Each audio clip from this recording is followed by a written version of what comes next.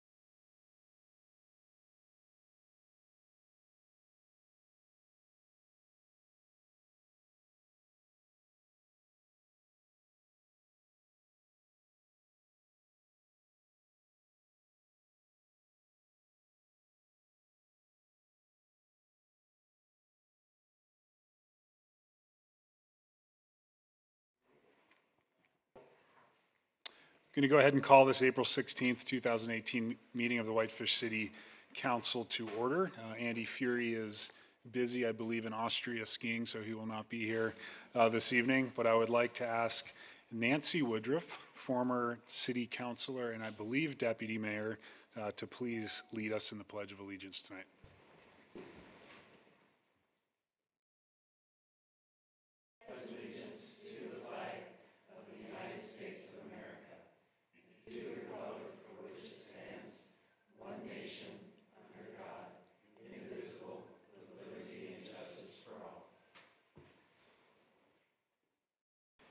Thanks very much, Nancy. We'll move on to our communications from the public. We do have 5 public hearings advertised, 6 for this evening. So if you would like to comment on any of the public hearings, still please wait until those public hearings are actually called. But if there's anything at this point that you'd like to bring to the council's attention, now would be the time. And just for the record, your name and address when you approach the podium. Any public comment? Mary. Good evening, Mary Flowers, P.O. Box 3094, Kalispell. I have 2 or 3 items I want to just briefly mention to you. I wanted to start with the issue of short-term rentals. And as you know, you addressed this previously in your council meeting to revise those standards. However, your website has not been revised. You still have the old brochure up indicating incorrect district for the short-term rentals. And in our previous comments to you, I submitted a number of links to other areas on the website that misrepresent what your policy is. And so I just think it's important to go back and clean that up.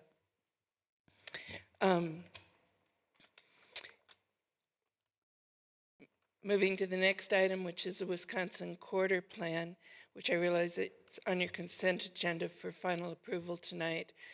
But I think what is really going to be important to the ultimate success of that project or that quarter plan is for you to really prioritize, and I assume this is something you'll give some attention to in your upcoming retreat, but to really prioritize the transportation enhancement improvements and policies that are called for in that, to make sure that those go forward before you really look at additional land use entitlements in that area, and that you prioritize it to do that.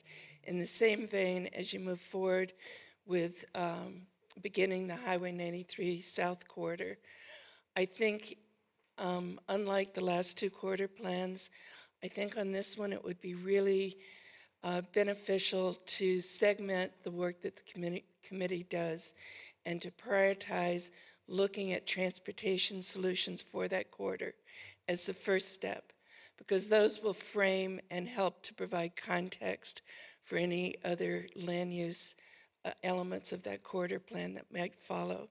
So I would encourage you to look at that as well. And finally, I want to comment on an item that is on your agenda, the internet crimes against children. It's a funding proposal which looks great, isn't going to cost the city, but I want to recognize it because I think crimes against children, sexual abuse, are crimes that are not very talked about in our communities, and they are major issues that need to have more of a voice. Nearly 70% of all reported sexual assaults, including sexual assaults against adults, occur against children 17 years or younger. By far, the greatest sexual assault occur against minors and young children. About 1 in 10 children will be sexually abused before their 18th birthday. 1 in 7 girls and 1 in 25 boys will be sexually abused before they turn 18. And I raise this because having dealt with this in our family over the past number of years, I know how difficult and how isolated families feel in trying to find information. And so I applaud the effort before you tonight to adopt this position, but I also want to recognize, I went online and looked at your website, the police website, Kalispell's, the sheriff's tonight, and by far, head and shoulders above, you provide more resources and more clear access to victim resources on your website. So I want to acknowledge that and just encourage you to be aware that there are people in your community who need access to those resources, and I hope that this position will be something that will be added to that website as a recognition of a resource. So thank you. Thanks very much, Mary. Sir. My name is Joe Courtney, resident of Whitefish. I have 4 different comments to refer to. Try to keep it under 3 minutes. The first one is we used to have 2 trailer parks in town, and they're no longer here for the most part. And when we're looking at affordable housing and workforce housing, I don't know why we don't pursue that avenue as forms of cheaper means of housing for people. You know, I don't know where the parks would be, but, you know, it's certainly, I think, that we should keep in mind our modular home type, cheaper things than regular constructed home. Another thing is, second thing is, I wanted to know what the amount of, I'm just curious what the amount of the tax increment fund debt is now. I know a few years ago it was up to at least 10 million that we owed on our loans, and as far as I can tell, it's climbing higher. And it's not attached to the general budget, so it's not really mentioned or addressed as such, but, you know, we keep going deeper and deeper in debt on these loans for tax increment funding. And I'd like to see a stop to that if we could, or start arresting it somehow. Number 3, there's on the agenda is going to be approval to elect and appoint officials into the employee benefit program. I just want to state that I'm against that. I think the city's got enough money problems to worry about already, that we don't need to add that. And number 4, that we're putting new street lights up all around town. I've said this for years, that I really think we should have sensors and timers on the lights so that when they're not being used and they're not needed, that they can go off. We can get closer to saving a lot of energy and perhaps get darker skies around here. It just drives me crazy seeing lights burning all night long for no reason when nobody's driving or walking by. Sensors, we'd be like a first in the country to start doing stuff like that. So, thank you. Joe, just while you're at the dais, I normally don't respond to public comment, but I would like to point out that I think some of the information you presented on the TIF is inaccurate. But if you'd like to get together with our city finance director, I'm sure Dana would be happy to sit down with you and go through the TIF pro forma in more detail. Can't really do that here tonight. And then secondly, the item that Joe is referring to regarding the ability for elected officials to enroll in the employee benefit program, which is basically our health benefits program. 100% of the premiums would be covered by the individuals electing coverage. It would not be a cost borne by the city or the general taxpayers. So just point of clarification on that. Okay, just that offering to be under that. It's just program. an offering to enroll in the program, but again, 100% of the premiums would be borne by the elected official. Well, thank you for clarifying that. You bet. I appreciate your comments tonight. Thanks, Joe. I'm another Chuck Overcast. Well, actually, I'm another Chuck, My name's Chuck Overcast. I live at 124 Summers Avenue, Whitefish, Montana. Good evening and happy spring. Anyway, I'm here to speak for wildlife and the habitat they need. I've lived in Whitefish for at least as long as I can remember, some 40 years worth. I'm familiar with the area. The proposed Swift Lazy Creek trail alignment will follow. It's a beautiful piece of land that is basically surrounded by water, which makes it a difficult area to access. So very few people have experienced a walk through the heart of this island. It's bordered by private land and Swift Creek and Lazy Creek, which borders the west and north end of this island. If you're interested in seeing this location, I'm sure a private landowner would provide you access. Now is the time to see it.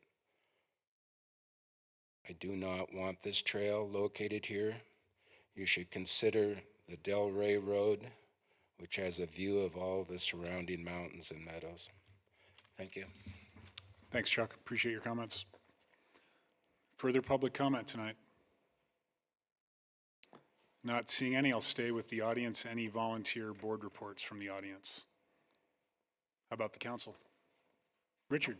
No. Not tonight? No, not tonight. No board reports? Okay, we'll move on to our consent agenda. Any changes or additions to the April 2nd meeting minutes, or can I have a motion for approval? One correction. Go ahead. On page 27, communications from volunteer boards, first sentence, the right-of-way easement is from Eric, E-R-I-K, Berge, B-E-R-G-E. Thanks. Other than that, I'm not seeing it. Oh, Frank might have one. Frank? Oh, okay. Is there a second to the motion? I second. Seconded by Ryan. Further discussion on the motion as amended? All those in favor, please raise your hand. Those opposed, like sign, and the motion does carry unanimously, which brings us on to item 6, which are our scheduled public hearings.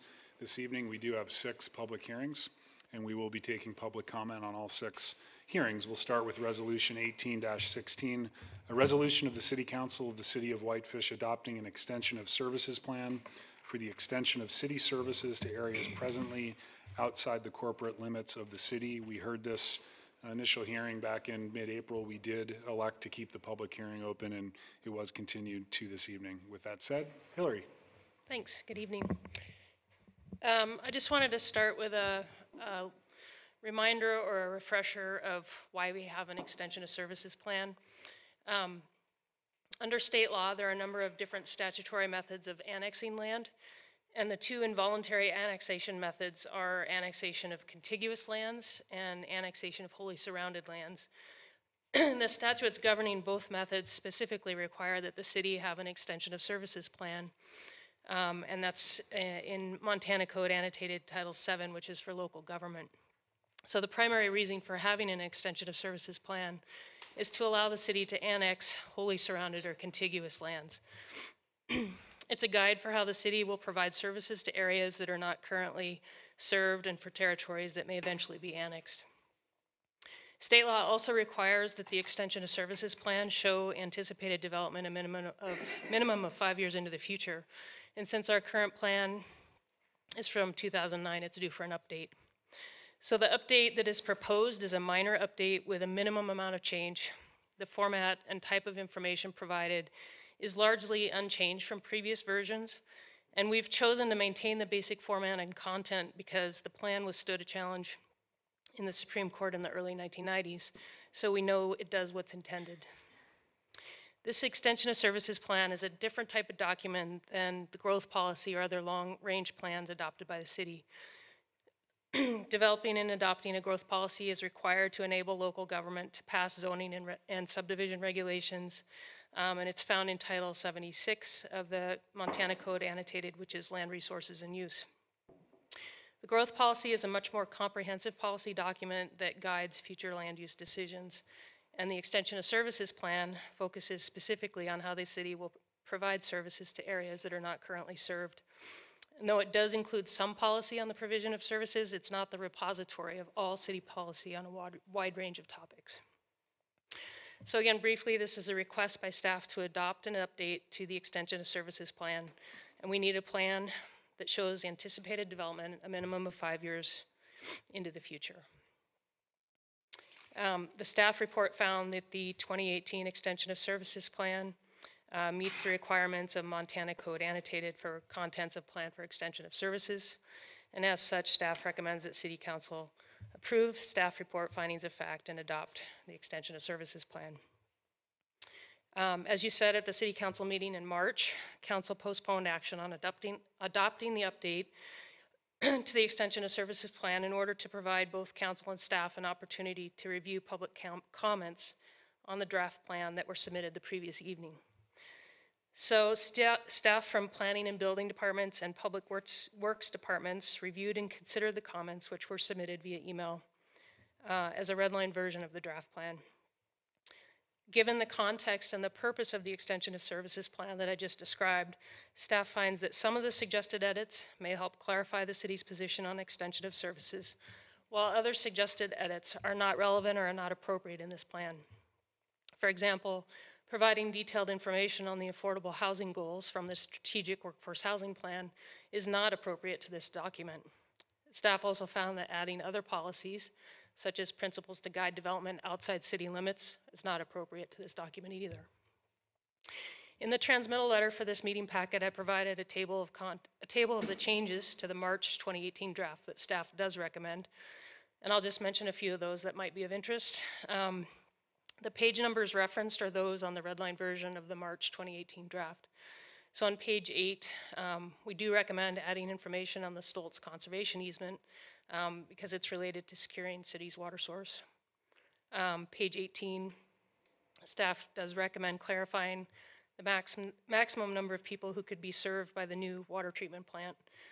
And that information is, detailed information is in the preliminary engineering report, which essentially says that the new wastewater treatment plant can accommodate almost 17,000 people that are estimated to be in the sewer service planning area by the year 2035. We also recommended adding some modified concurrency language. We recommended adding some information on trail maintenance, but under the trail Parks and Rec section rather than the suggested location.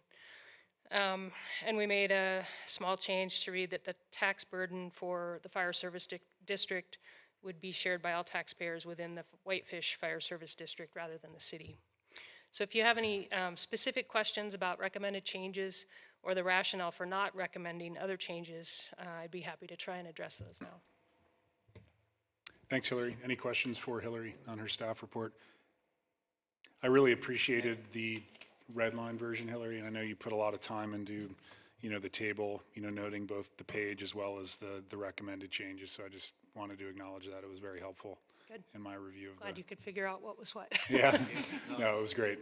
Richard? I concur with that. It just really facilitated going through the packet and trying to understand the red lines. I appreciate it. Thanks, Hillary. Okay. There may be questions, so I'm sure you'll be sticking around.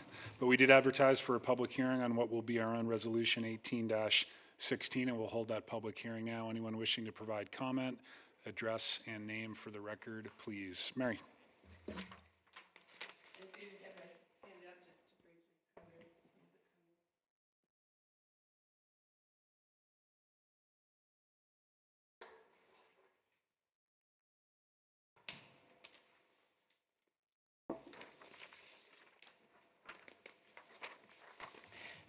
Mary Flowers on behalf of Community Unity Consulting, P.O. Box 3094, Kalispell.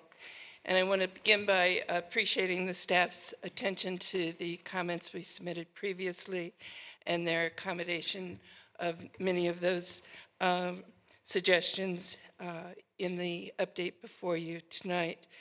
My comments tonight are very brief and basically looking at just clarifying a couple of issues. On page 7 of the draft, it refers to the infill policy as policy 31, And when I went to go back to the 2007 growth policy to find that policy, it's listed as a quote in the 2009 update as policy 31, but nowhere else can I find it listed as policy 31. So in the policy itself, in the 2007 growth policy, it is policy number 9. So to clarify it, and for other people looking for a reference, I think it might be good to cite the actual policy, unless staff has some other reason for, I don't know where the number 31 came from, but on page 8 of the draft, we had raised the question about sump pumps. And I raised this in part because of the issues that Great Northern Heights has brought to our attention in looking at the number of homes in that subdivision that are rely on one or even multiple sump pumps to deal with the water in their basements on an annual basis. And because of that, it raised for me questions, and the staff chose not to address this within this policy, and maybe it's getting more into the weeds than needs to be. But I think for the council, my question is, I believe that that type of water is a type of stormwater that should be addressed in the development process itself, and that homeowners should not be relying on sump pumps, and the city should not be spending taxpayer money to install new lines to handle sump pump water, when that should be something that is incorporated within the initial design.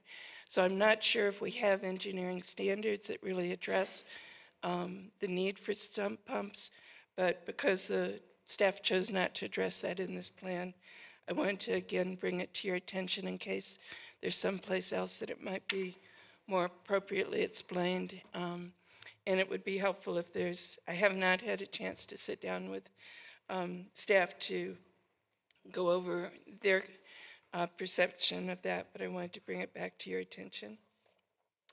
And then on the second page of my comments, on page 13, under the draft revisions, under Highway 93 section, it states, the newly adopted strategic housing plan calls for more multifamily residential uses in the Highway 93 South Corridor. I went through that plan today in detail and cannot find where it states that anywhere within that plan. And again, given Hillary's comments to you earlier, I don't think that's an appropriate statement to even be included in this plan. That's something more appropriate in our growth policy or in some of our land use plans. So I would encourage you to remove that sentence as inappropriate in the plan itself. And then in listening to your council meeting last week, the recording of that, and the annexation you did of a 17-acre parcel, there was a brief discussion that in annexing that property, it would not be required to be connected to city water. And in listening to that and looking at this policy, it raised for me the question of how do you provide fire service to a home that has a private well and where there are no fire hydrants to service that property.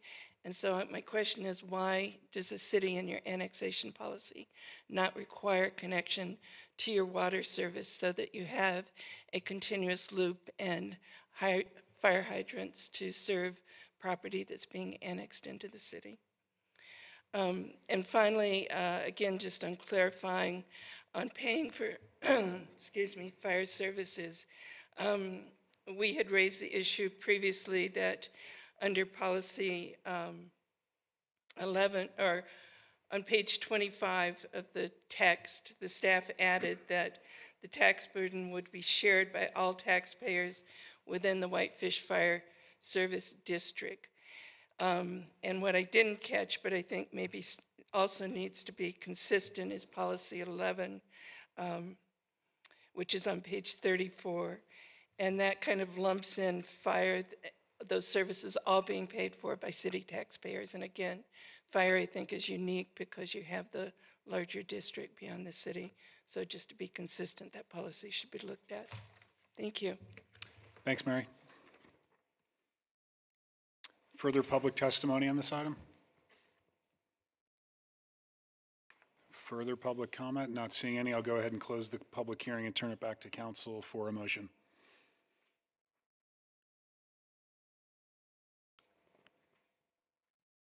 Silence. Frank? And maybe this is appropriate, maybe it's not. Hillary, can we just, I know it comes at this very late moment.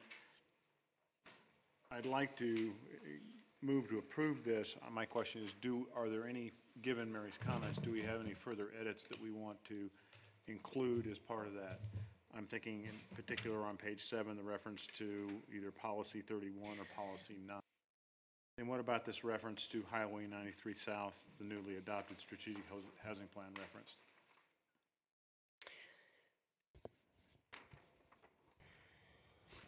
I don't feel strongly either way. I'm just trying to figure out whether it's something we want to do or need to do. Personally, I would want to look at the strategic housing plan and just check what it says exactly, but I think the idea there was that there's some potential for additional residential development in the corridor. Right. Whether or not it says it should be there or not. Okay, I'm fine with that. Okay.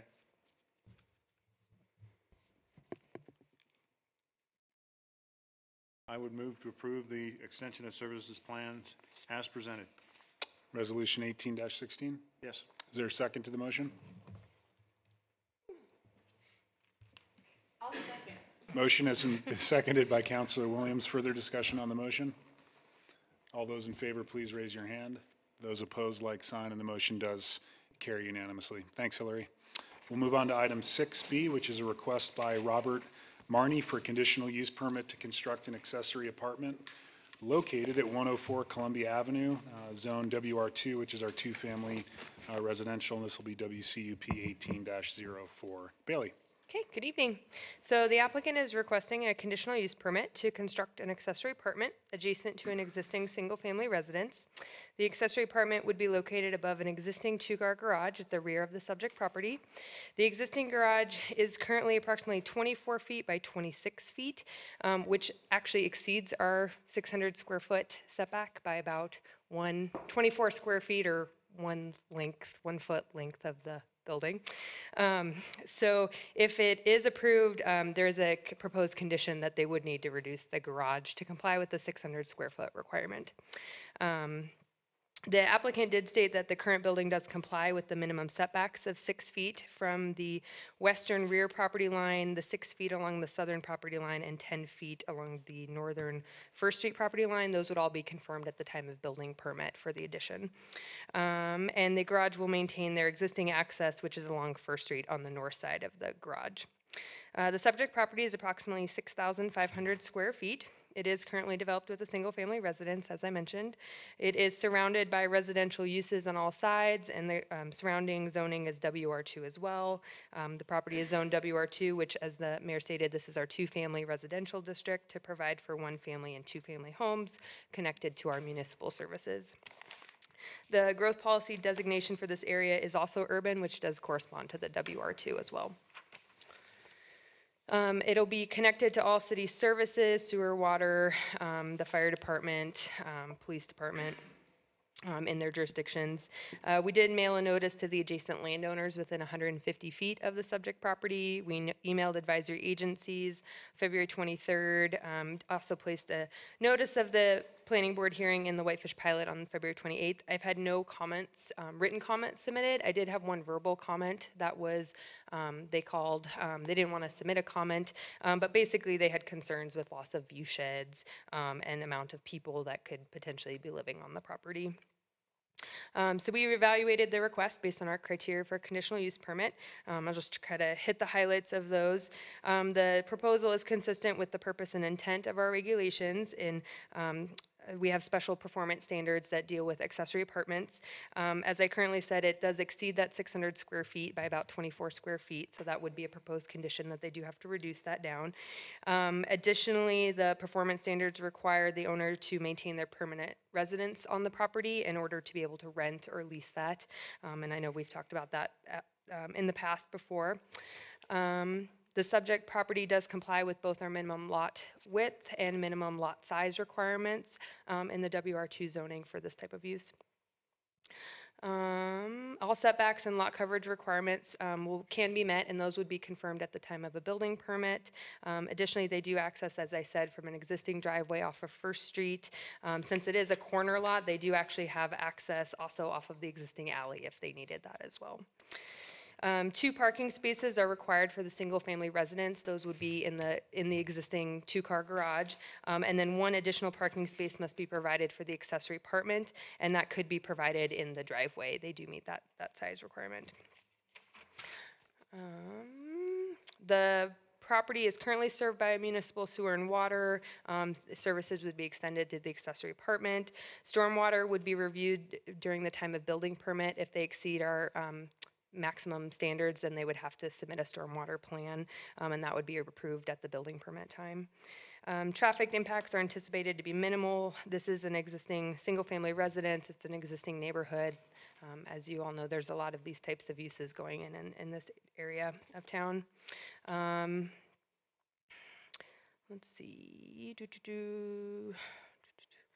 see. So the proposed apartment would meet or exceed our accessory structure setbacks. Those would be confirmed, again, as I said, at the time of building permit.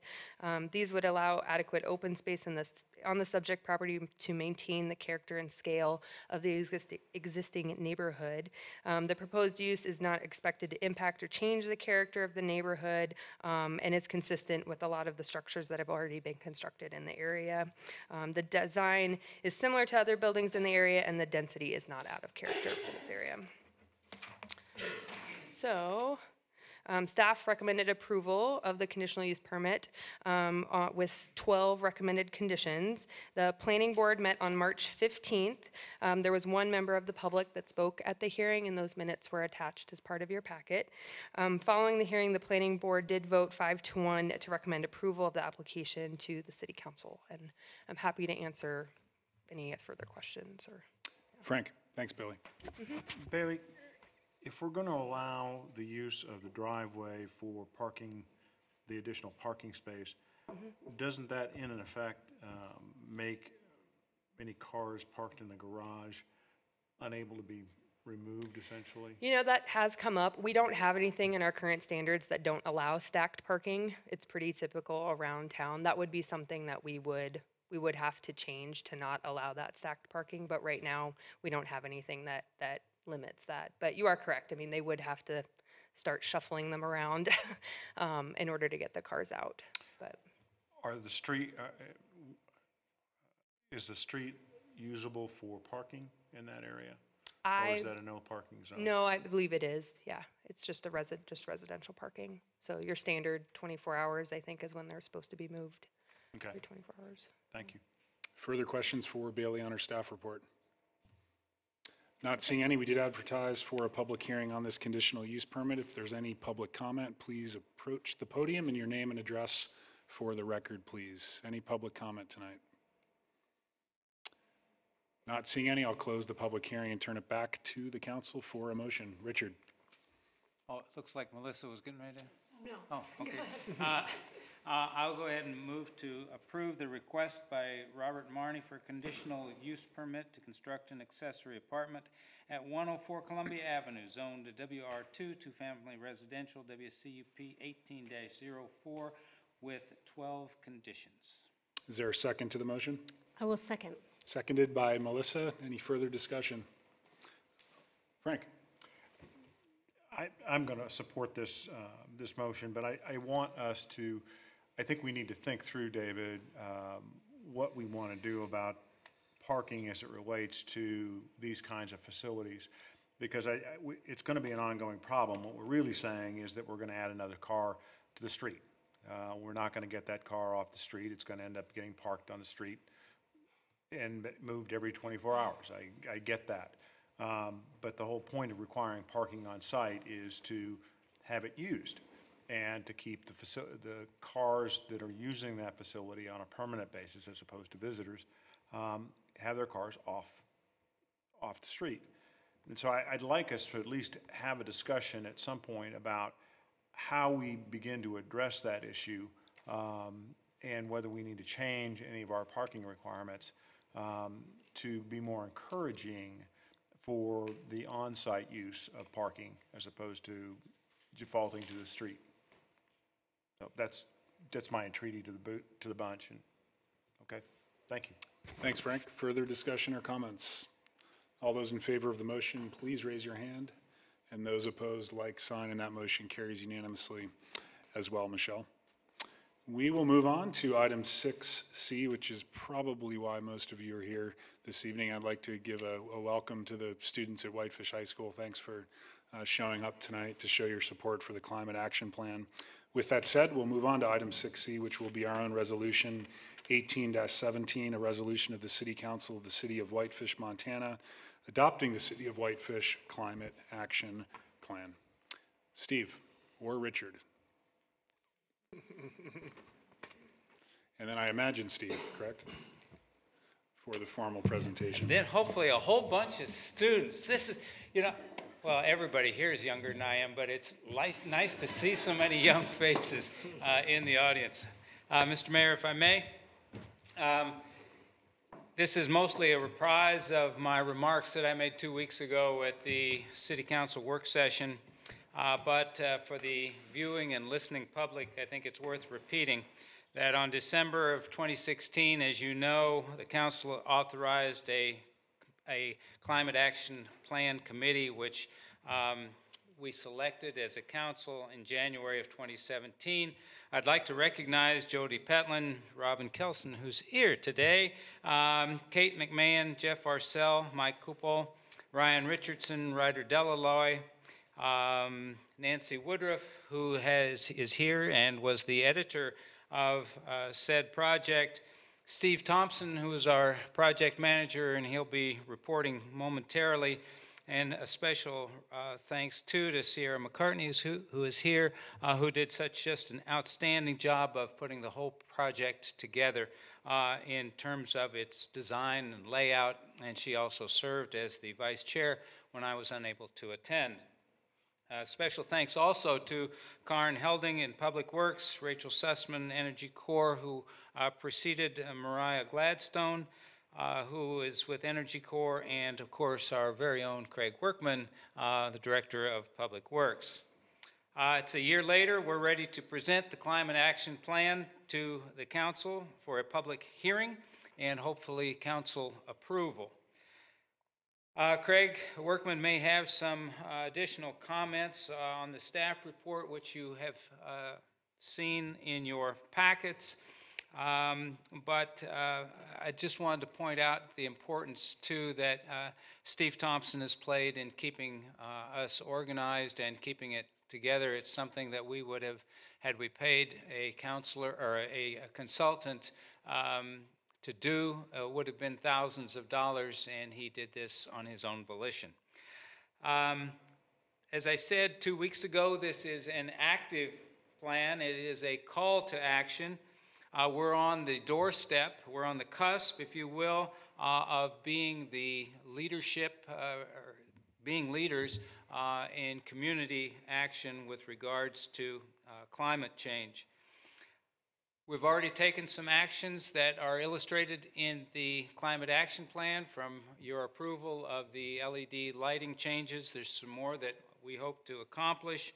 I cannot overemphasize the importance of the partnership with our school district and the young people and their teachers here in this audience this evening to help bring this Climate Action Plan before you this evening. So with that, if you have any questions as we go along with regards to things that Craig Workman, Director Workman can answer, please feel free to do that if there was something that that came up in your staff report. But what I'd like to do now, and especially it's a PowerPoint, so those in the viewing audience out there in TV land can see how we've put this together and a summary of the contents. So with that, Steve, unless Craig has anything you want to add at this point? No?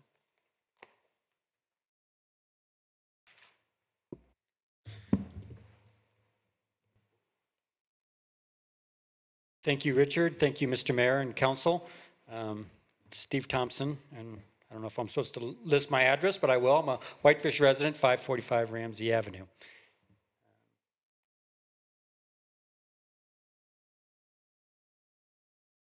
Michelle, is there something I need to do to? It is, yeah. It was on until I. Is it plugged in? Yeah, there we go. No, that's not on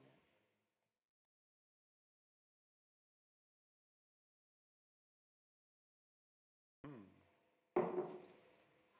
Jake? The teachers in this audience understand this perfectly. It's up there until I got up to the mic. I did lift the lid a little bit. Wiggle it. Jake says wiggle it. Wiggle it. Oh.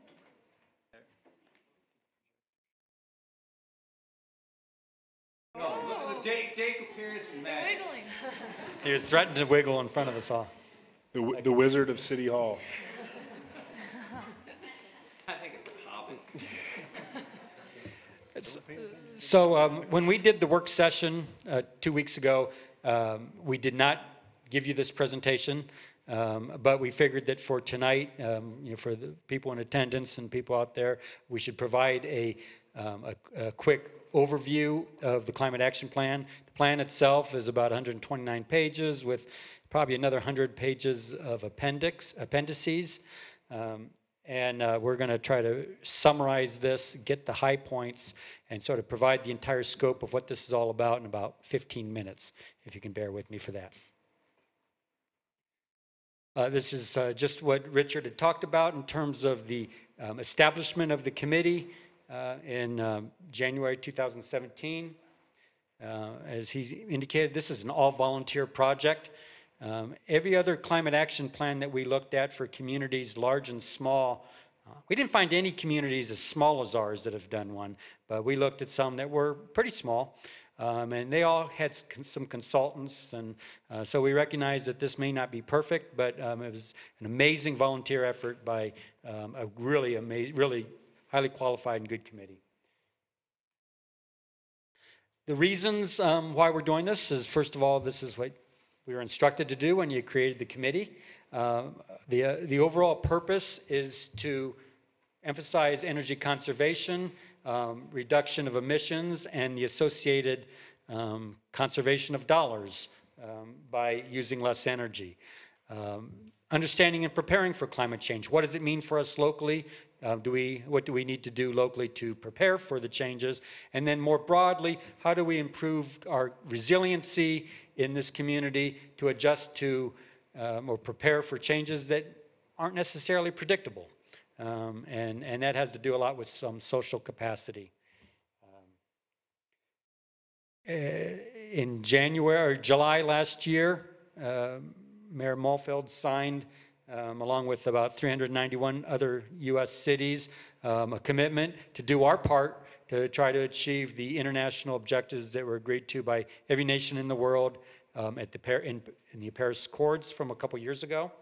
So this plan reflects the direction to try to do our part, along with so many other communities around the United States and world. Big theme that came through as we were doing this is just the emphasis on partnerships. This is a unique project. It's a joint project with the Whitefish School District, along with the nonprofit Climate Smart Glacier Country, which I am the chair of. So this has been very much a collaborative effort, and as you go through the plan, you'll find there are many, many references to potential partnerships and community initiatives that the city can support one way or another. As pointed out in our first work session, I believe by Councilor Franzen at the time, it was I think that was last December. This is good for business.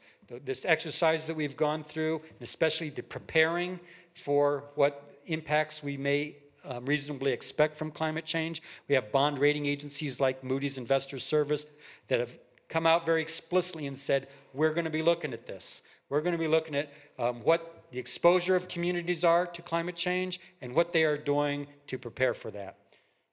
So we figured that's one part of the reason to do this. It's just good business.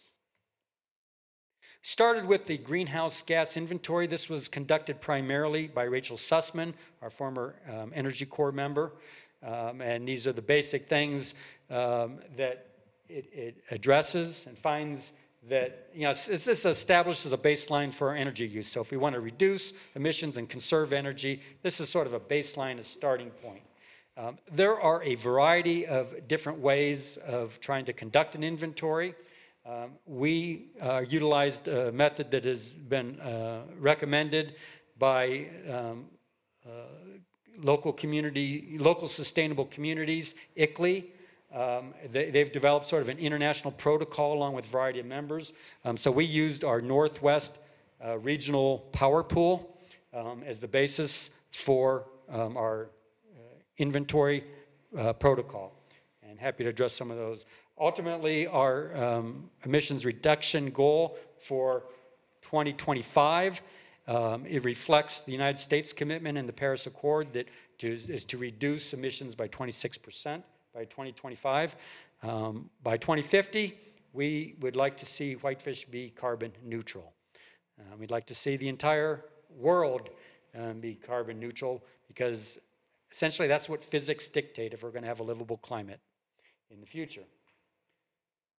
These are the chapters that are in the report, and I'm going to have one slide for most of these chapters. I got a little bit here on the climate projections and trends. This slide reflects some of the trends that we've observed locally. By and large, we're seeing spring come 2-3 weeks earlier. And so the April 1st snowpack is less than it was, going back 65 years. We have a trend line of, but that doesn't mean we're getting less snow. It just means that it's melting out earlier. This year is an exception. This year is also an exception to a trend toward more open water in the winter. So Whitefish Lake Institute has looked at all the available data going back over a century in terms of how often does Whitefish Lake freeze or not freeze. And it's not freezing more often. Although by and large, it still does freeze most years. But the trend is clearly toward warmer winters. In terms of the future scenario, the warming that we should expect in this region is really just started to begin. It's going to accelerate, and by mid-century or by the end of the century, we're going to see significant average annual warming. Probably see a little bit more precipitation on an annual basis, but really the differences are going to play out, most importantly, seasonally. And for warm winters, we're going to start experiencing more warm winters, and that doesn't mean every winter is going to be warm, but we're going to see some changes in terms of more rain on snow. Hotter, drier summers is probably the most pronounced impact that we're already starting to experience, and that we are likely to experience more at an accelerating level. Most seasons, the other 3 seasons are going to be wetter, but summer is expected for a variety of reasons that have to do with the warming of the Pacific Ocean and atmospheric currents. Hotter, drier summers, which brings with it increased fire danger and increased smoke. A wild card that we really couldn't quantify, but we wanted to recognize it, is there seems to be a definite trend toward weirder or more extreme weather. And there's a variety of reasons for that, which we don't go into, but we acknowledge that it happens. It is happening. So going into our chapters in terms of the actions and strategies, the forest and watershed chapter emphasizes what I would say maybe our #1 priority for climate adaptation or preparation is we need to make a more concerted effort to become a fire-adapted community. We're not going to be able to eliminate wildfire. It's going to be with us. We need to do a better job of living with it. And this is not just a city of Whitefish issue. This is a regional issue for within the Whitefish Fire Service area.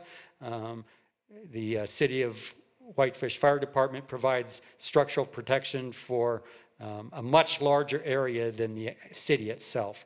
There's some great things going on out there, such as the Whitefish Area Fire Safe Council. There's some more things that the city can do to be partners and to develop a sort of a landscape level plan to protect the greater Whitefish community. We also have some concerns that aquatic invasive species and wildfire risk in Haskell Basin are both factors that could put our municipal water supply at risk. And those factors are going to be exacerbated by changing climate. We call for some steps to continue to be proactive to protect our municipal water. Transportation and land use is a chapter where we look at a variety of ways to have green infrastructure in our neighborhoods, to try to move toward less dependence upon private vehicles, whether it's better bike and pedestrian infrastructure. We've got some great things happening already in our community, such as the snow bus. We think that Whitefish has got a great opportunity to be a leader in the county in welcoming electric vehicles. I'm pretty much convinced that electric vehicles are the future, and it's best to be preparing for that now. Richard mentioned the LED streetlights in our buildings and energy chapter. There are a variety of steps that we are recommending to try to reduce our energy use and conserve more energy. And an example would be to implement the audit recommendations from the Emergency Services Center. There's a lot of interest in this community on opportunities to advance renewable energy. We had a SolarEase workshop here in this room about a month ago. We were hoping we'd maybe get 30 people. It was overflowing. We had people in this back room here seated. We had over 100 people. People are interested in trying to exploring the feasibility in installing solar. And there's a role that the city can play through our participation in the SolSmart program, which is affiliated with the U.S. Department of Energy. So we're on the right path there. Water and wastewater is another key chapter. Water conservation is something that we really haven't worried a whole lot about because we tend to think that we're rich and clean and abundant in cheap water. But with hotter and drier summers, we're going to have more pressure on Haskell Basin. Haskell Creek will dry up earlier, which requires us to pump water out of Whitefish Lake, which is a significant expense and has its own associated issues. So we think there's definitely some opportunities to conserve water, both through city operations and through city policies to provide incentives to neighbors.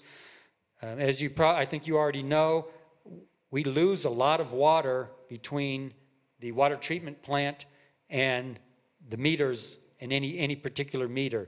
In 2016, it was about 40% of the water that is treated is lost probably through water mains, old water mains, and Public Works has already begun the process of replacing some of those water mains, and it looks like that's moving us in the right direction.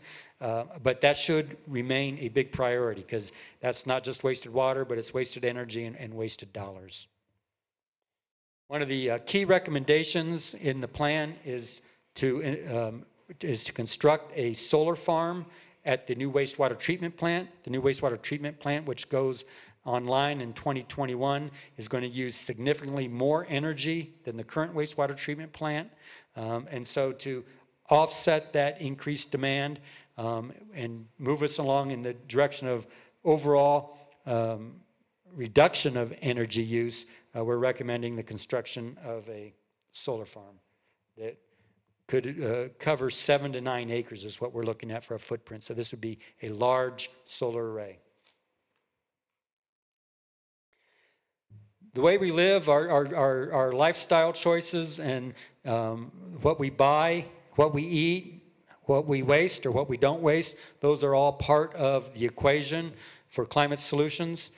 So we have a chapter that looks at a lot of different aspects of that, both in terms of what the city and the school district can do and are doing, but also how the city can provide encouragement for the residents to eat local food, or to recycle more, or waste less things. So there's a whole chapter on that. And the final chapter in these is from the school district here. The Center for Sustainability and Entrepreneurship, which has its grand opening this Saturday, noon. It's going to be a great ceremony. It's a fantastic facility.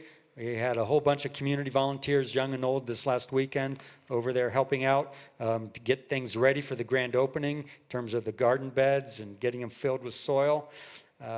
We see this as going to be a real hub for sustainable whitefish, both within the school district, but for the community at large. School district has been doing some great things through their Green Ribbons program, and so this plan is really sort of the next step for them. Finally, as we look at implementation, some of the priorities that we've identified here for the next few years in terms of reducing emission in the lower left, we've mentioned the solar farm, implementing the ESC audit recommendations, completing the conversion to LED street lights, and then generally greening the vehicle fleet.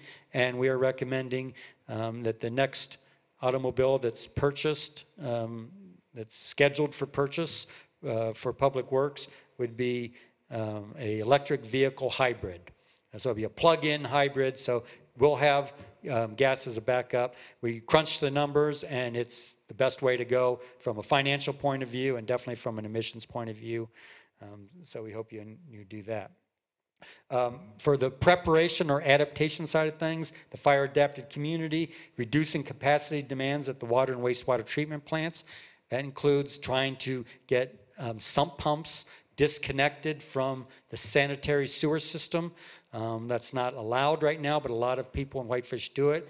It's never really been enforced, and some people don't have a lot of great alternatives for what to do with the water in their basement, but this is something that really begs for some more work on solutions and enforcement along with providing solutions. That's going to reduce the demands on the wastewater treatment plant. And finally, in terms of expanding the city's capacity to actually implement this plan, we would encourage you to appoint a standing committee that's focused on sustainability and resilience. So that would work with, for example, the fire chief, Joe Page, on fire-adapted communities. The committee could work on that, as well as energy conservation and emissions reduction. We recommend hiring a sustainability coordinator that would work on the full range of energy and preparedness type of things that are talked about in the Climate Action Plan. We think that this position will help pay for itself just through saving money through energy efficiency. And that's what my presentation is, and I'd be happy to take questions either now or after the public hearing. Thanks very much, Steve. Any questions for Steve at this point? Frank? I'm not sure really it's a question for Steve. If we think that one of our solution sets in terms of sustainability, reducing our carbon footprint, is to convert our fleet to electric vehicles or hybrids, I suggest we would probably also think that's a good idea for the general public as a general proposition as well. Steve, do we know, Adam, is our garage set up currently so that it would allow for an easy add-on or retrofit for charging stations? That is something that we're looking at doing right now. So I know just in the placement of where we have all of our electricity coming into the parking structure, that there are ways of getting that other places. I know that was something I believe was talked about early on, putting them in immediately, but then I think something happened in the interim to say, well, let's kind of look at that in the future. One of the things that's happened recently is the Flathead Electric Co-op has come out with a grant program for electric vehicle charging stations, and I was actually just notified today that we're going to get 4 of them. Oh, excellent. So I thought that was great. So now we're just kind of looking at the cost to implement. So essentially, the grant is going to cover the purchase of the 4 units, and then they'll pay up to 50% of the installation costs, up to $5,000. So it's just a matter of trying to get it all together and put the pieces together and exactly where they're going to be placed, the logistics of how they're going to work with permitted parking and things of that nature. But it's nice that that's there, that there's some money there, that we can get these things put in at a relatively low cost. So that's something that has happened within the parking structure here just recently. Great, thank you. That made you happy, Steve.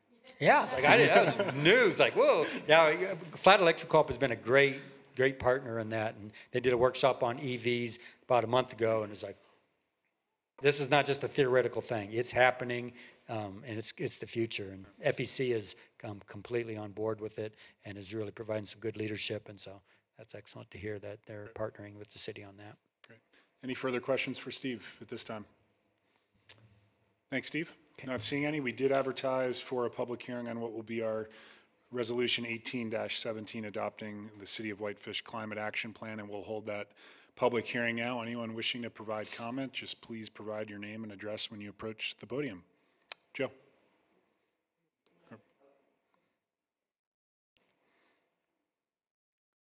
Hey, Luca. Hello.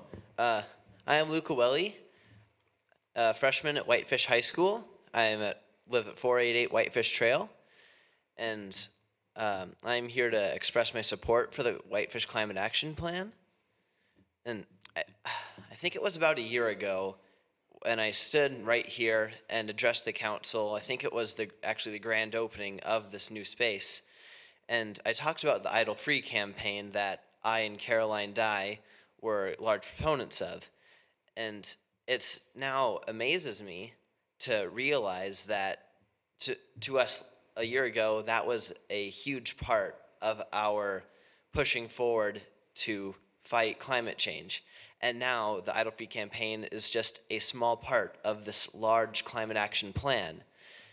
And I think that that is incredible progress that us as a community have made. And I hope that in the future we keep moving forward with this progress and becoming hopefully eventually carbon neutral as a community. And there are so many aspects to this plan, and I'm glad I have some of my classmates here because I won't be able to cover all of them. The interconnectedness of the cycle that gives us water, that replenishes our soil and nutrients, and even the systems that we as human beings create through our infrastructure and transportation.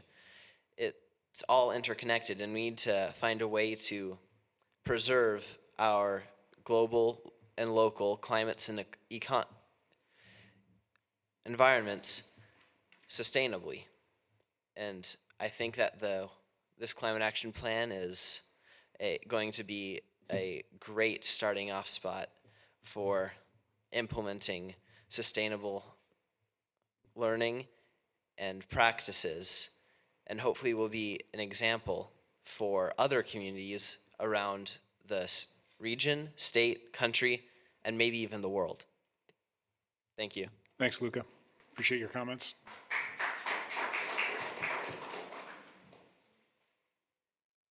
Joe Courtney, city residents. One thing I read in the paper concerning this was a comment about limiting water and irrigation, and I don't know if it means watering your lawn or not, but of course I worry about everybody having brown lawns and then creating a fire hazard that way. So I don't know where the limiting water is going to be on that aspect. Another thing I thought about is what's the possibility of having a cover over our reservoir once the summer season starts. The weather starts getting hot, and just like a pool or anything else, you put a cover over the reservoir, helps retain the water, keeps it from evaporating, and I think that would help. Another thing is the city's got a policy on having trees in the right-of-way, and you can plant trees in the right-of-way, but maybe the city offered some discounted trees for sale to residents that want to plant those trees on their property. So it would, I think more trees around town would be helpful for oxygen and retaining water. And last thing is Wisconsin Avenue. I know the planning on that is going forward, but I'm just wondering about the possibility of leaving some right-of-way along that thoroughway so that possibly in the future there could be some means of public transportation, a tram perhaps, solar powered or something like that, that can move people in and out of town so we don't have to have so much driving of these vehicles. I mean, if you've been on Wisconsin Avenue at, early in the morning or late at night, it's bumper to bumper. So think about leaving right away. Thank you. Good point. Thanks, Joe. Greg.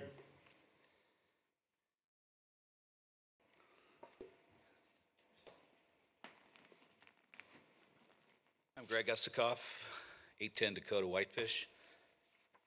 Mayor, City Council, thank you for the opportunity to, first of all, thank the committee that did this extensive work on the climate action plan. It's, having worked on projects, I know the amount of work that goes into this, and it's very well put together, and just want to express the appreciation for the information. I just recently read it. I was out of town for several weeks, and going through it, I became curious as in one aspect of the report, and that is how we can actually reduce carbon emission by reducing the use of electricity when virtually 99% of our power is hydropower supplied, zero carbon, near zero. And so I started to dig into it a little bit, and there's Appendix C, which is the greenhouse gas inventory study, which was done, I think, in 2016. And looking at that report in more depth and looking at some of the footnotes, particularly of footnote 13 that refers to the protocol, what's called the local government operational protocol, which says how do you count for greenhouse gas. It specifies in there, the report specifies that was the document used. I've later learned that there may have been a different protocol than what's stated. So, but according to the report, it specifies that you use the actual third-party verified emissions factor for the power utility that your community buys power from. In this case, it's Flathead Electric, who buys it from Bonneville Power Association. So going to Bonneville Power Association's website or finding their third-party validated emissions factor, which is the key number, you end up at a CARB, California Air Resource Board certified organization that independently verifies this. Well, it turns out that Bonneville Electric has a factor that's 1/15 of the emissions that was used in this report, in the Appendix C. So what that means is, looking at this, is the emissions that can be reduced by reducing the use of hydropower is overstated by about 15 times currently in this report. Now, it's a good idea to reduce electricity for a lot of reasons. Environmental, of course, being one of the top, but electrical efficiencies, cost, fiscal responsibility, of course. But I think your report, in this climate action plan especially, the pie chart that's shown where all the energy is based on the Appendix C greenhouse gas inventory study. That study establishes the baseline. The baseline is core to the entire report. The baseline tells you where to aim your resources, what to go after, what to change, based on the potential improvements that you can have. And that's how you, that's how you align your resources to accomplish something this big.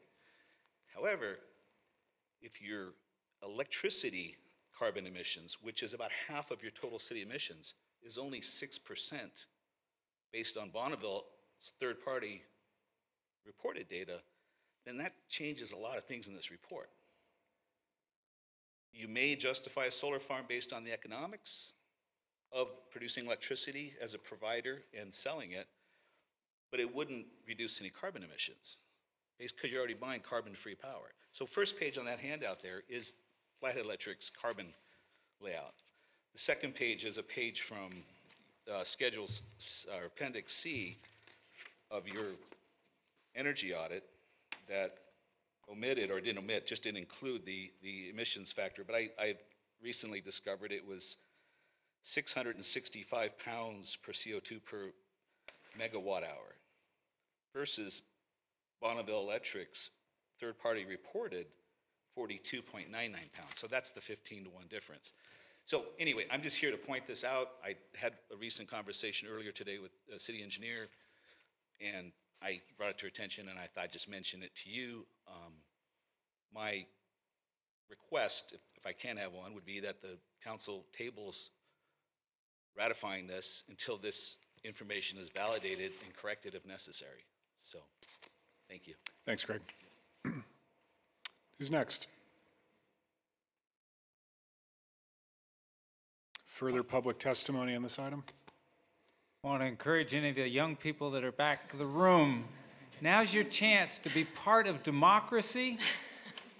I really sincerely do want, if you have something you'd like to say, I want you to feel welcome here and encourage you to come up and try it out.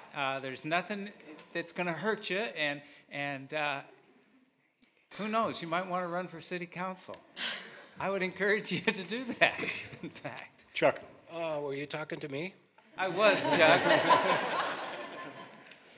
Okay, I think this is a great idea. He's probably got some great points, and he's studied it more than I have. I just wish I was younger, that I could see this unfold, because it's a great idea. You're going to have to take it little by little and take everybody's word, and don't fight. It's all about a good thing that you're doing here. I think it's great. I just wish that I had thought of this 20 years ago. So I think that composting is a good thing. You do have something on your, there's some kind of law in the, that you can't compost in the city limits if it's bothering the neighbors, because I got word on that last year, because I was bothering the neighbor because I had a compost pile. You know, that's kind of bothered me at the time, that here I am trying to have a nice garden and have composted for years, but then I got this notice. I have nothing to complain about other than that. I just think you're on the right trail. I think it's a great idea, and why not? You're not doing anybody any harm. Thanks, Chuck. Further comment tonight on this item? Any takers to Richard's encouragement? Once again, don't be bashful. Okay, that's fair. We'll go ahead. We'll go ahead and close the public hearing on this item and turn it back to the council for discussion or a motion. I'll make a motion. If I can get a second, I'd love to discuss the motion. Please. I'll move to approve Resolution 18-17, a resolution of the City Council of the City of Whitefish adopting the City of Whitefish Climate Action Plan as presented. Is there a second to the motion? I second. Seconded by Ryan. Richard. And I take your comments seriously, Greg, and I think that based on the conversation that I got after your conversation, that we can probably make the if not accommodations, the understanding clear in the appendices that will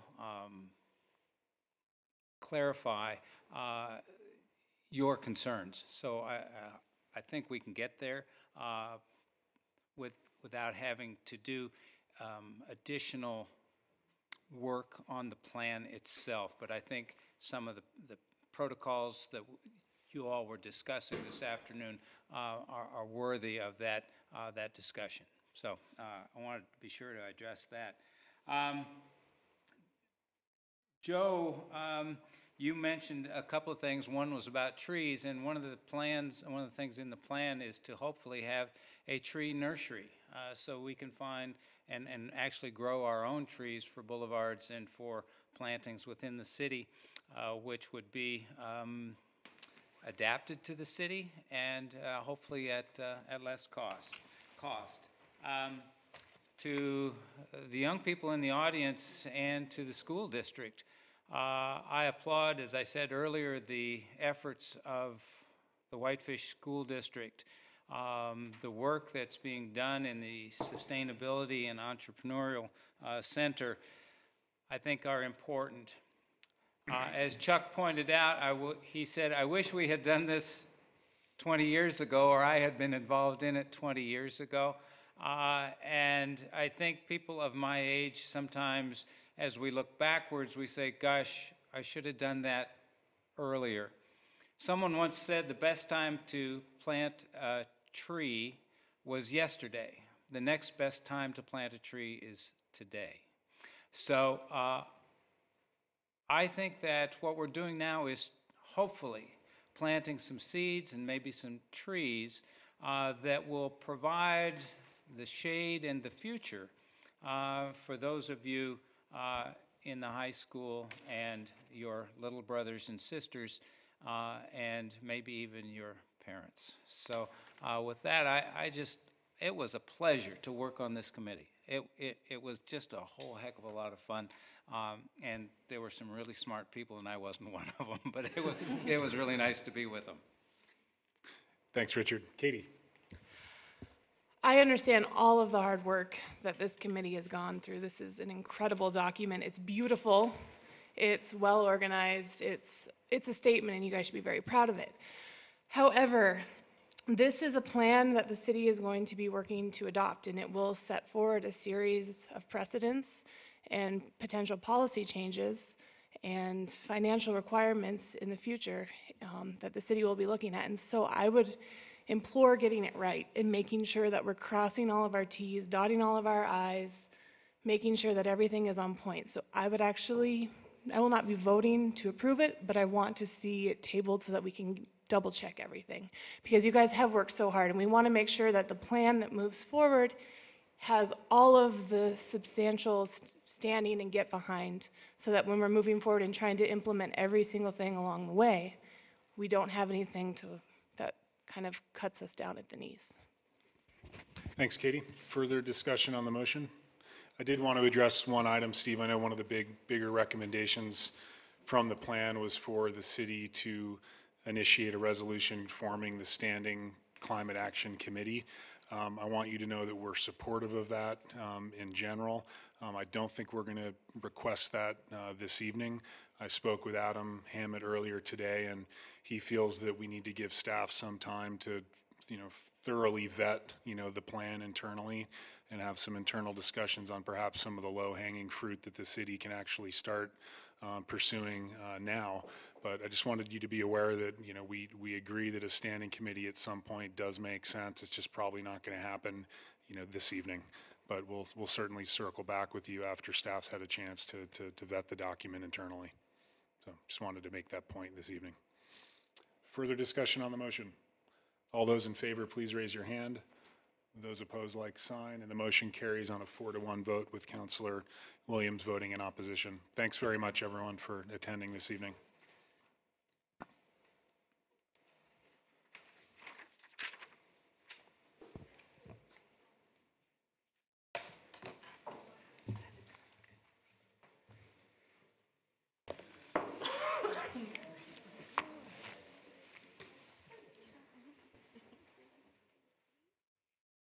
Oh, that's fine.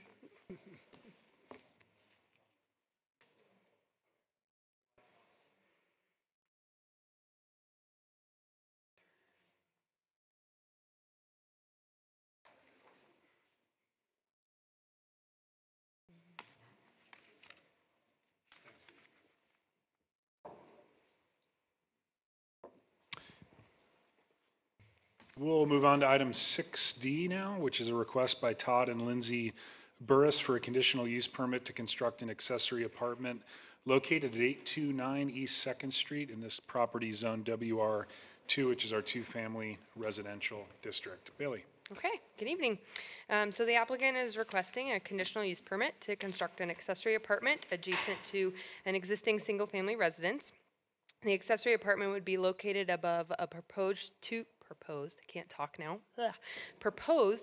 garage at the rear of the subject property. The proposed garage would be approximately 22 feet wide by 26.5 feet long for a total less than 600 square feet. There would be an unenclosed stairway on the outside of the garage that would be proposed to access the apartment. The building would be set back the minimum of 6 feet from the western side property line and 6 feet along the southern rear alley property line. And the proposed garage would access from the existing alley on the south side of the garage. The subject property totals approximately 7,400 square feet, a little over than that. As I said, it is currently developed with a single-family residence. It's surrounded by residential uses on all sides. It's zoned WR2, which is our two-family limited residential district. The growth policy designation for this area is urban, which also does correspond to the WR2. It would be connected to all city services. We did mail a notice to the adjacent landowners within 150 feet of the subject property on February 23rd. We noticed advisory agencies, placed a legal in the paper. I've had no comments submitted on this project. So we did evaluate the request with our criteria for consideration of a conditional use permit. The proposal is consistent with our purpose and intent of the regulations. As I said, we do have special performance standards for accessory apartments, and this project does appear to meet all of the requirements. Again, the performance standards do require the owner to maintain this as their permanent residence in order to rent or lease the accessory apartment. Adequate parking will be provided. The accessory apartment would meet or exceed, as I said, the setbacks for the accessory structure. They did on the submitted site plan show the garage attached to the primary residence with a connected roof system. However, in order to get those reduced 6-foot setbacks, the structures have to be completely separated. They cannot connect to each other. So that is something that would be confirmed at the time of building permit, that they are actually detached. They can't have a breezeway that connects them to get that reduced setbacks. The subject property does comply with the minimum lot size and the lot width requirements of the WR2 zoning. As I said, the lot coverage is 40%. Those would be confirmed at the time of building permit. The garage and apartment would access from a private driveway onto the existing alley. And that would either be accessed from either Columbia or Summers Avenue on either side, which are both public streets. There's 2 parking spaces that are required for the single-family residence and 1 for the accessory apartment. They are proposing a 2-car garage for the single-family parking requirements, and then they've identified a parking space adjacent to the stairway, adjacent to the structure for the parking space for the accessory apartment. So it wouldn't be stacked like the previous application that we talked about. It'd be over to the side. Any new driveways or parking areas would be required to be paved in compliance with our regulations. As I said, the current property is served by sewer and water. Sewer and water would be extended to the accessory apartment. Stormwater drainage would be reviewed at the time of building permit if it exceeded our 5,000 square foot threshold. They might have to submit a stormwater plan, so that's pretty much become a standard condition that we've put on these. Traffic impacts are anticipated to be minimal. It does have an existing single-family residence. It's located within a residential neighborhood. There's a lot of similar uses going on in this area of town, as I've mentioned previously. There's no anticipated impacts beyond what would be expected for residential use, noise, vibration, dust, those typical things. The structure would be required to meet our lot coverage and our height standards. As I said, it is adjacent to a residential use. And then I mentioned to reduce those setbacks, it must be completely detached from that primary structure. And that will reduce the overall mass and bulk of the structure as well to be more in conformance with the surrounding neighborhood and compatible, I guess is the word I was looking for. So as I said, the existing neighborhood is predominantly single family, and it's not expected to impact or change the character of the neighborhood. So, staff is recommending approval of the conditional use permit application with 12 conditions. The planning board met on March 15th and considered the request. There were no members of the public that spoke at that meeting, and those draft minutes were attached as part of the packet. The planning board did vote unanimously to recommend approval of the application to City Council, and I'm happy to answer questions. Thanks, Bailey. Any questions for Bailey? Not seeing any. Okay. Thanks, Bailey. We did advertise for a public hearing on this conditional use permit. Eric, I know you're here representing the applicant. Do you have anything additional to add? Okay. Okay, great, thanks. Joe, please approach the podium again and just name and address. We have to, part of the public record. All right, this probably isn't really important, but how many members of the city council also sit on the planning board that voted for this proposal? We have one representative from the city council that sits on the planning board. Do you feel that you have to recluse yourself? Or you're okay with voting on the planning board and the city council for this project? You want me to respond to that? Yes, please, or we can defer the question to Angie, our city attorney, if you'd like.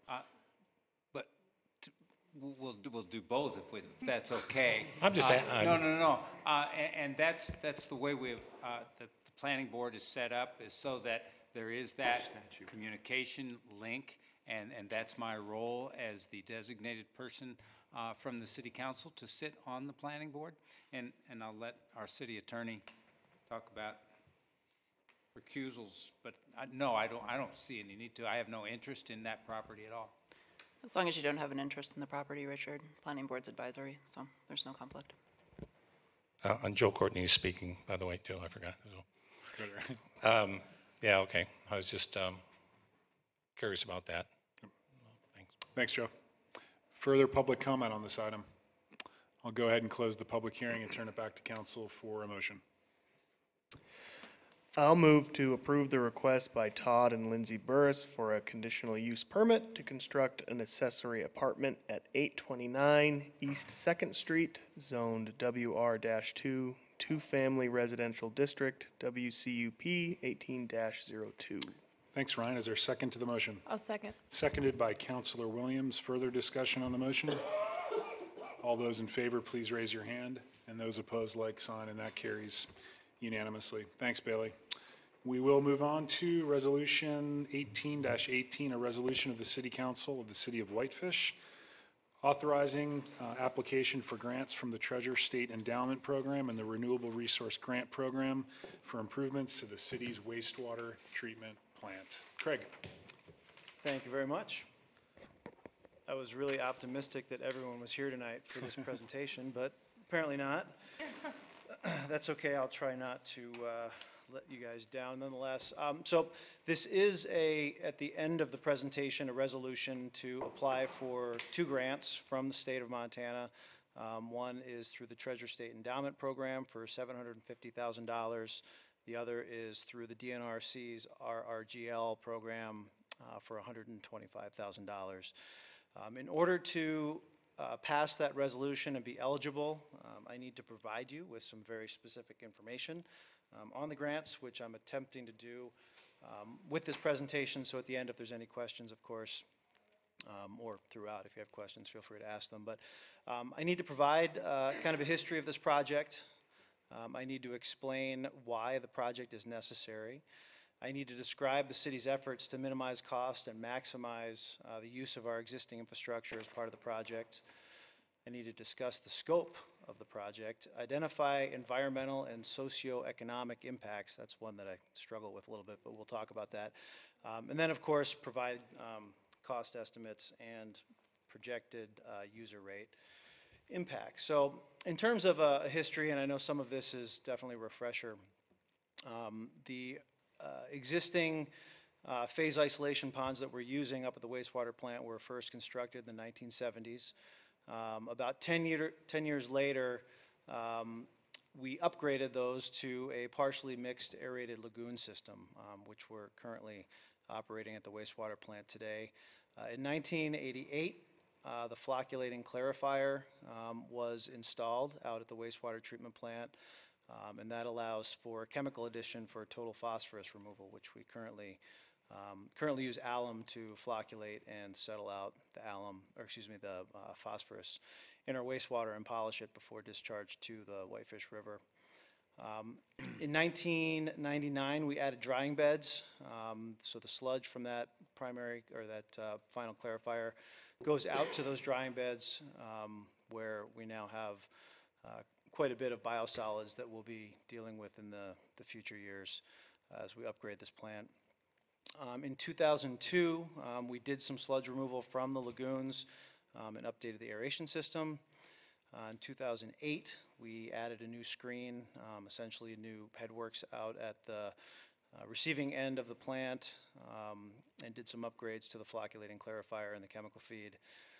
And then most recently in 2011, we did some temporary chlorine disinfection and dechlorination work out there. So through this, I think the city has definitely maximized its use of our existing plant, and the time has now come to upgrade those facilities.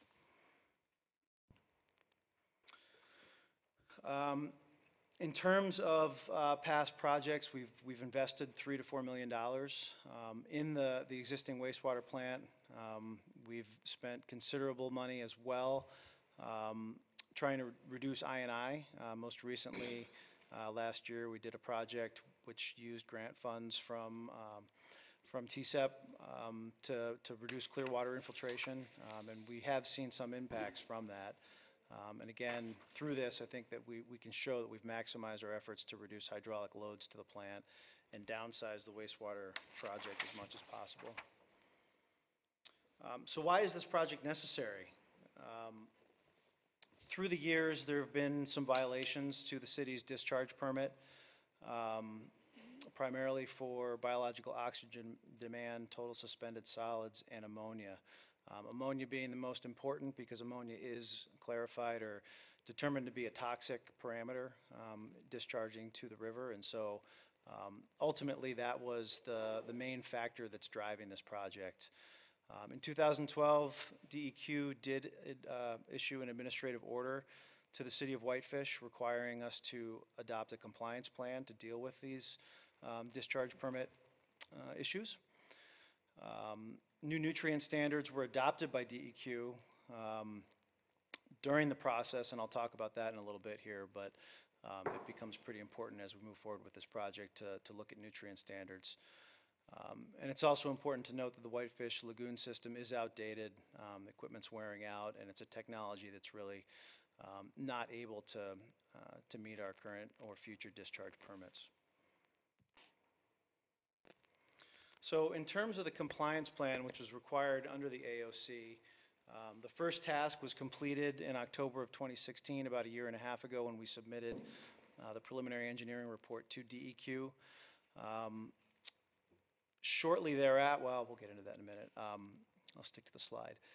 The next couple of milestones on the compliance plan, May of 2019, we do need to submit final plans and specifications to DEQ for our upgraded wastewater treatment plant. That is a date that was extended from February of 2018. So according to the original compliance plan, we should already have those plans and specs submitted, but we were able to get DEQ to extend that based on some circumstances that I'll talk about here in the next slide or two.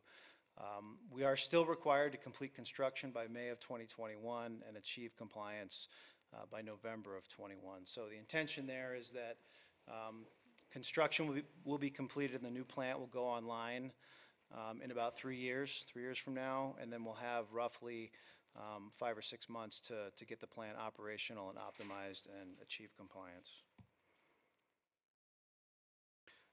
So one of the big drivers that we've been dealing with over the course of the last year and a half has been dealing with numeric nutrient standards.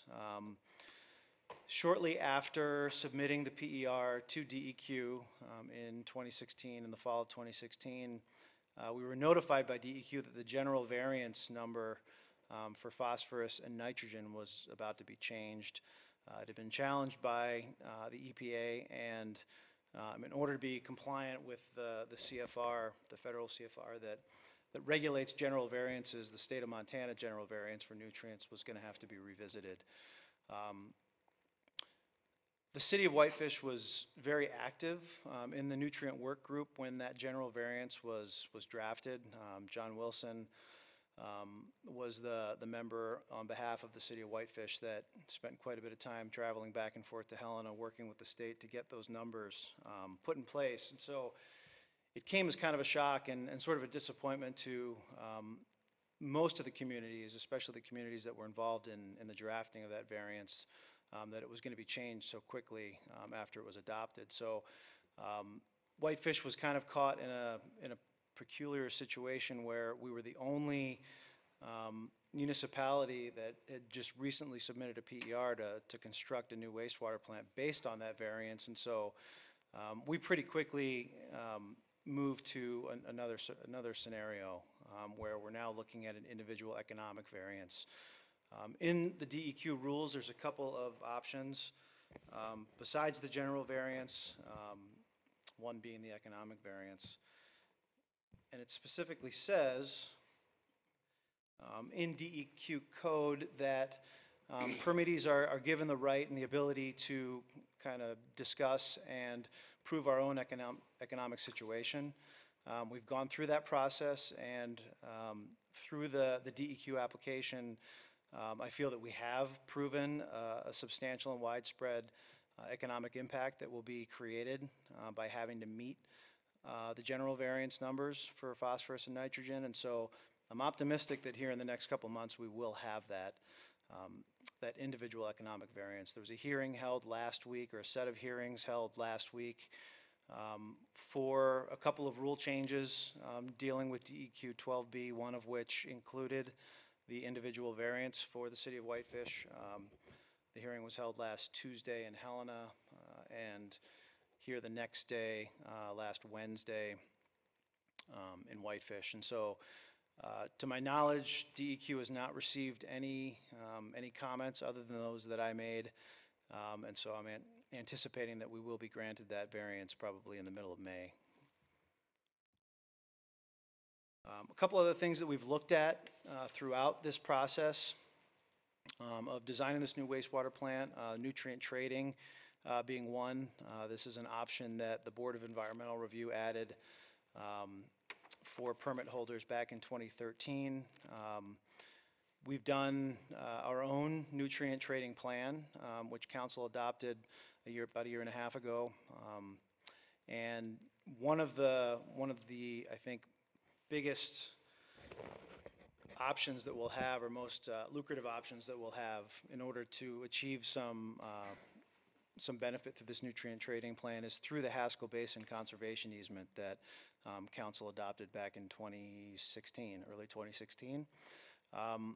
So through that, we will be analyzing the easement and looking at the reduction in potential septic systems, the reduction in potential lawn chemicals. There's a myriad of different factors that I think that easement will play in our favor in order to get some nutrient benefit out of it. And so that's something that we're looking at, and we've begun conversations with DEQ recently. There's also land application, which is in the nutrient plan that we dealt with. And so as part of the wastewater treatment plant design process, we're looking at different on and on-site land application opportunities. All right, we're getting close. So the proposed site plan. This is where we currently are with the design efforts on the wastewater treatment plant. Essentially, what we're looking at is a 4-basin sequencing batch reactor, SBR. You'll note that the water is, of course, blue because it's so clean. We will be adding, as part of that, new grit removal and washing, and then the classification building is there on the top of the page. The building at the bottom of the basins is the UV disinfection building. Are looking at building both the 4-basin SBR and the sludge storage area in one of the existing lagoons, so that'll be in lagoon number 3, so the footprint is much more compact. And then, of course, we'll also be making some upgrades to the administration building, which is also shown there. In terms of cost and user rate impacts, we've talked about this cost over and over again. We did recently, as a result of some of the changes in the nutrient portion of the permit, increase the contingency a couple $100,000. And so right now, we are still projecting the same roughly $17.5 million construction cost, with a total project cost, including roughly a $2 million contingency of $18.2 million. As part of this project, we're optimistic that we will see TSEP funds and RRGL funds in this next biennium to the tune of about $875,000. If all things go well with the SRF loan, we could see up to $500,000 in principal forgiveness, and then the rest would be paid through local reserves and the loan itself. So the way that works out in terms of user rate impacts, as I'm sure you're all well aware, we've gone through a user rate study, which was adopted by council a couple of years ago. We've already implemented the first 2 of a series of 10 wastewater rate increases, and we expect by the time this plant is built that user rates will go up about 20. The average user rate, I should note, this is the average rate throughout the entire set of customers, will go up about $26.48. We've been looking for letters of support for anybody that wants to write one for the TSEP and RRGL, and anybody that's here that's interested in writing a letter or listening in TV land, as Richard would put it. You can go to our website, and we do have a sample letter that you can simply print out and sign or edit as you see fit, and that would be much appreciated, and hopefully we'll go towards seeing a reduction in that user rate. All right, so what's happening in the next 12 months? First and foremost, we're working to resolve the issues that we've recently run into with DEQ on what are called the non-degradation limits for phosphorus. Although we are highly supportive of the numbers that will be issued, we anticipate in the individual variants. There's been some questions lately about exactly how DEQ is going to implement those numbers, and so those conversations need to continue. We have applied for the SRF loan, and we need to make sure that's secured. We will be submitting pending approval of the resolution tonight, we'll be submitting the TSEP and the RRGL grant applications here in the next month or 2. The RRGL grant applications are due in May, and I believe that the TSEP has been extended to June. We'll continue to work on the credit analysis for the Haskell Basin conservation easement, which I think will prove lucrative. And then the next step for the plant is to begin procuring equipment, specifically equipment for the grit removal stage of the plant, and some of the components in the SBR and UV disinfection. We do show roughly $2 million, or it will be proposed in the next fiscal year budget that we spend about $2 million in that equipment procurement process. And then, of course, complete the facility design and submit for DEQ approval a year from now. So that wraps up the presentation. I think I've hit all the highlights that I need to in order for council to feel comfortable approving the resolution, and it is my recommendation that you guys do so. The resolution is included in your packet. Thank you. Thanks very much, Craig, for the presentation. Any question for Craig? Not seeing any. We did advertise for a public hearing on what will be our own Resolution 18-18, and we'll hold that public hearing now. Any public comment tonight? Joe?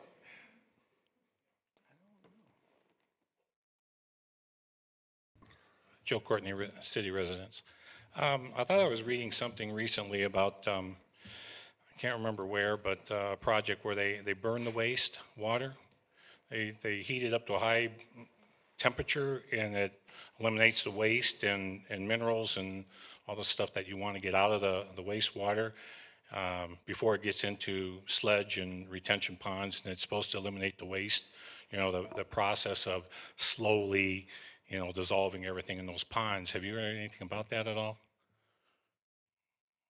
Or is anything going to be like that in the plant? No, there isn't there's a thermal element to, you know, temperature that needs to be maintained in the system, but it doesn't involve adding heat to accelerate the process. Yeah, if I can find the article again, I'll bring it to you, but I think it's just really high heat. I forget what they heat it up to, but it just gets rid of a lot of waste really fast, you know, so a quicker process for disposing of waste. Thank you. Thanks, Joe. Further public testimony tonight on this item? I'll go ahead and close the public hearing and turn it back to council for a motion. I'll go ahead and make a motion, if I may, Mr. Mayor, to approve a resolution of the City Council of Whitefish, Montana, authorization to apply for grants from the Treasure State Endowment Program and the Renewable Resource Grant Program for improvements to the city's wastewater treatment system, as described in our packets on page 327. Is there a second to the motion? I'll second. Seconded by Councilor Williams. Further discussion? All those in favor, please raise your hand. Those opposed, like sign, and that's unanimous. Michelle, which brings us on to our final public hearing tonight. Craig, could I have a couple of those letters, please? Absolutely. Which will be our own ordinance 18-13, an ordinance of the city of Whitefish to rezone approximately .998 acres of unaddressed land located along the west side of Whitefish Avenue in Section 1, Township 30 North, Range 22 West in Flathead County from WB2 and WR1 to WR2, which is our two-family residential district, and adopting findings with respect to such rezone. Bailey. Okay, the last one. So the applicant is requesting a zone change on one parcel from a split zoning of WB2, which is our general business district, and WR1, which is our one-family residential district, to go to WR2, which is our two-family residential for the entire property. The parcel, as the mayor said, it's located along the west side of Whitefish Avenue. It's unaddressed at this time. The parcel is obviously within our city limits. Currently, the Flathead County GIS does show the parcel within the River's Edge PUD. However, after researching the ordinance that approved that PUD and comparing the meets and bounds description of the property in the exhibit attached to that ordinance, the subject property is actually not in the River's Edge PUD. That is a mapping error that we did find, so it's not part of the PUD. So there's no amendment to that PUD as part of this zone change. So the WR2 district is intended for residential purposes for one family and two family homes. There's a comparison between the WR2, which is the proposed zone, and then the two existing zones, and that's on page 341 of your packet to compare if you wanted to see the differences between those. The subject property does total approximately 0.998 acres in size. It is currently vacant. The growth policy does identify this parcel as urban on our future land use map, which does correspond to the WR2 zoning. We did mail a notice to the adjacent landowners within 150 feet of the parcel on February 23rd. We noticed advisory agencies, placed a legal in the paper. I've had no comments that have been submitted on this, or no public comments that have been received on this project. So we did review the request in accordance with our zoning regulations and the statutory criteria for purposes of rezoning. I'll try to just hit the highlights. So the proposed change to the WR2 is consistent with our urban designation from our 2007 Whitefish growth policy. The property is served by City of Whitefish Police and Fire. Any future developments would be required to meet current city requirements for roadway width, fire department standards. Public services are available to the property and would be extended at the time of development. City sewer and city water is available along Whitefish Avenue, and the property obviously is adjacent to a city-maintained road, which is paved. The zoning designation does include setbacks, maximum building height, lot coverage. Any of that would be looked at future construction during the building permit review.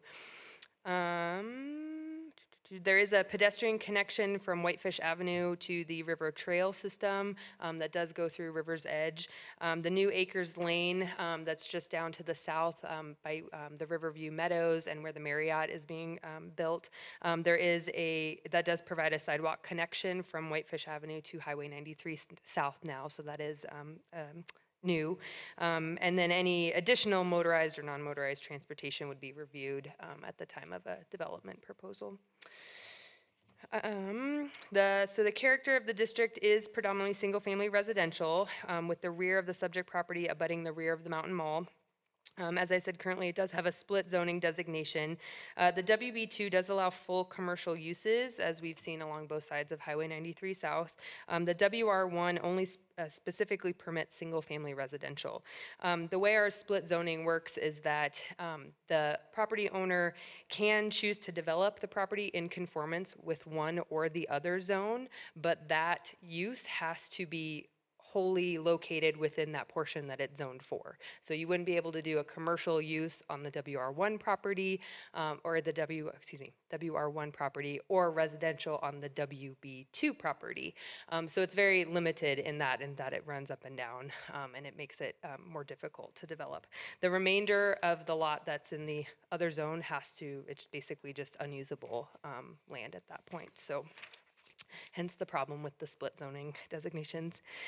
Since this lot is less than 1 acre, they are also not large enough to qualify for a PUD. So the applicant is requesting to change the entire property to just one zone instead of the split zoning. This is meant to form a transition zone between the commercial uses from the mall and then the single-family residential uses in the River's Edge subdivision. Other than a duplex, which would be a maximum of 2 units, multifamily dwellings are not permitted in this zone, either outright or with a conditional use permit. And I've calculated the potential density for development of the WR2 if it was to develop completely, subdivide or whatever, would be a maximum of 7.24 units for single-family housing or 6.03 units for duplex housing. So either of those densities is significantly less than if they were able to come through and apply for a PUD. So the proposed zone does consider the character of the surrounding district and its suitability with the surrounding uses as well. The proposed zone change to WR2 would encourage the most appropriate use of land, as it would create that transitional zone between the two. So let me skip back to my transmittal letter. Oops, wrong page.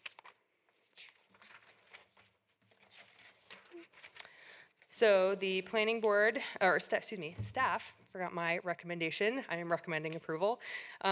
Then the planning board met on March 15th, considered the request. There were no members of the public that spoke at that meeting. The draft minutes were attached as part of your packet. And then following the public hearing, the planning board did recommend approval of the rezone as well. So, and Eric is here if you have questions too. So. Thanks, Bailey. Any questions for Bailey? Not seeing any. We did advertise for a public hearing on what will be our own ordinance 18-13. Any public comment this evening? Joe?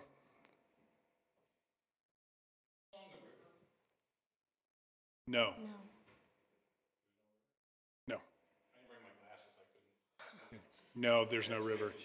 It's, yeah. It's all right.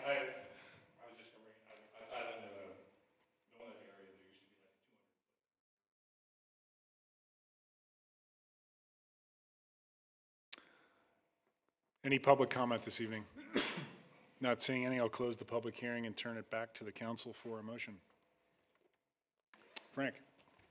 I will move to approve, I guess it's ordinance 18-13, an ordinance of the city of Whitefish, Montana, to rezone approximately 0.998 acres of unaddressed land located along the west side of Whitefish Avenue. Is there a second to the motion? I second. I'll give it to Melissa. Seconded by Melissa. Further discussion on the motion? All those in favor, please raise your hand. Those opposed, like sign, and that carries unanimously as well, Michelle. And we'll move on to communications from Chief Dial regarding a consideration to add a position to replace the Internet Crimes Against Children officer. Chief Dial. Good evening. Good evening. You know, as I sat here tonight and watched these young people come in and talk about the climate action plan and a committee, I felt pretty encouraged that we do have young people that are engaged in the community and in our future. But then my career and my profession kind of brought me back, and I'm thinking, how many of these kids here have been the victim of a sexual predator or an internet predator? And that's what I'm here to talk to you about tonight, is about our opportunity to become involved in the ICAC task force. ICAC is Internet Crimes Against Children. For about the last 4 or 5 years, I've been looking for funding to have one of our officers participate in this agency. My staff report outlines what it is, what it'll pay, but just a few of the things to think about as we go forward. Internet crimes is a borderless crime. We just recently convicted a guy from Whitefish for sex crimes against his 2 daughters. And that crime was ferreted out by an ICAC agent from Dallas, Texas, who forwarded it to us. And in my 38 years of law enforcement experience, it's one of the most heinous crimes I've ever seen. And the thing that really hit me is that guy was right under our nose for 15, 20 years. Many occasions I had conversations with him, talking about where he was parking his vehicle and painting a disabled parking space in front of his house. And so that had a huge impact on me. More recently, the United States Gymnasts Association, with their doctor being convicted of 175 counts of sexual assault against minors. With that, this opportunity came forward, and just want to talk a little bit. It's addressed in my staff report, but ICAC addresses prevention, investigation, education, and apprehension. And the main thing is prevention. If you approve this position, we will move forward with it. And this officer who will be assigned will be under Whitefish Police Department control. And one of their top priorities, in addition to investigating and apprehending sexual predators, will be educating the public on how to prevent their children from being a victim of predators, sexual predators specifically. The good thing about this is budget neutral. The grant will fund a entry-level officer, which costs us now about $80,000 for a minimum of 5 years. The overtime, the office space, all related office materials, vehicle will be funded by the ICAC grant. And the ICAC officer will receive an extraordinary amount of training regarding internet crimes. And we look back to last fall when all the schools in this valley were shut down for 3 days. That would be a resource we could use. Right now we have one person in the valley, and that's Jeannie Parker, who works for the Sheriff's Department, who's dedicated solely to ICAC. When that case came up last fall, Jeannie was an integral part of the investigative team, but had numerous cases she had to keep the balls in the air and keep them moving. So to add this to our arsenal in law enforcement will be a huge boon to the law enforcement in the valley, in the city, and actually in the nation. Now, we are a small department. People have said to me, oh, do we really need this? Yes, we do. We're a small department that sets the bar higher for our people. And the reason we do that is in order to provide the security and the protection for our community, especially and I hate to wear the term out, but our most precious resource, those kids that were sitting right there tonight. So it's my recommendation that you approve the ICAC officer position so that we can start moving forward with it. Any questions? Thanks, Chief Dial. Any questions for Bill? Richard? Bill, since this is a Whitefish officer, why would this officer be housed in Kalispell? Because it's a branch of Homeland Security.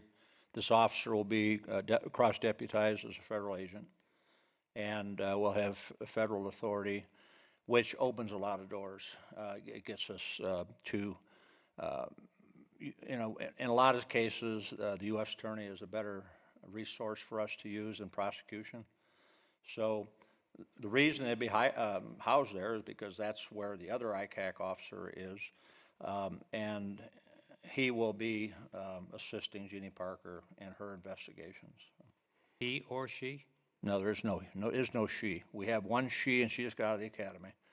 We have the rest are male officers, and but only one applied. For the ICAC Yes. position? Yes. Okay. And you don't see any redundancy between the Sheriff's Department and the Whitefish Police Department? Jeannie had over 800 cases last year. Okay. The redundancy would be that we would be able to address more of those cases. She can't handle them all. Okay. And would we also take Kalispell, Columbia Falls cases? Yes. Okay. Further questions for Chief Dial? Motion? Melissa?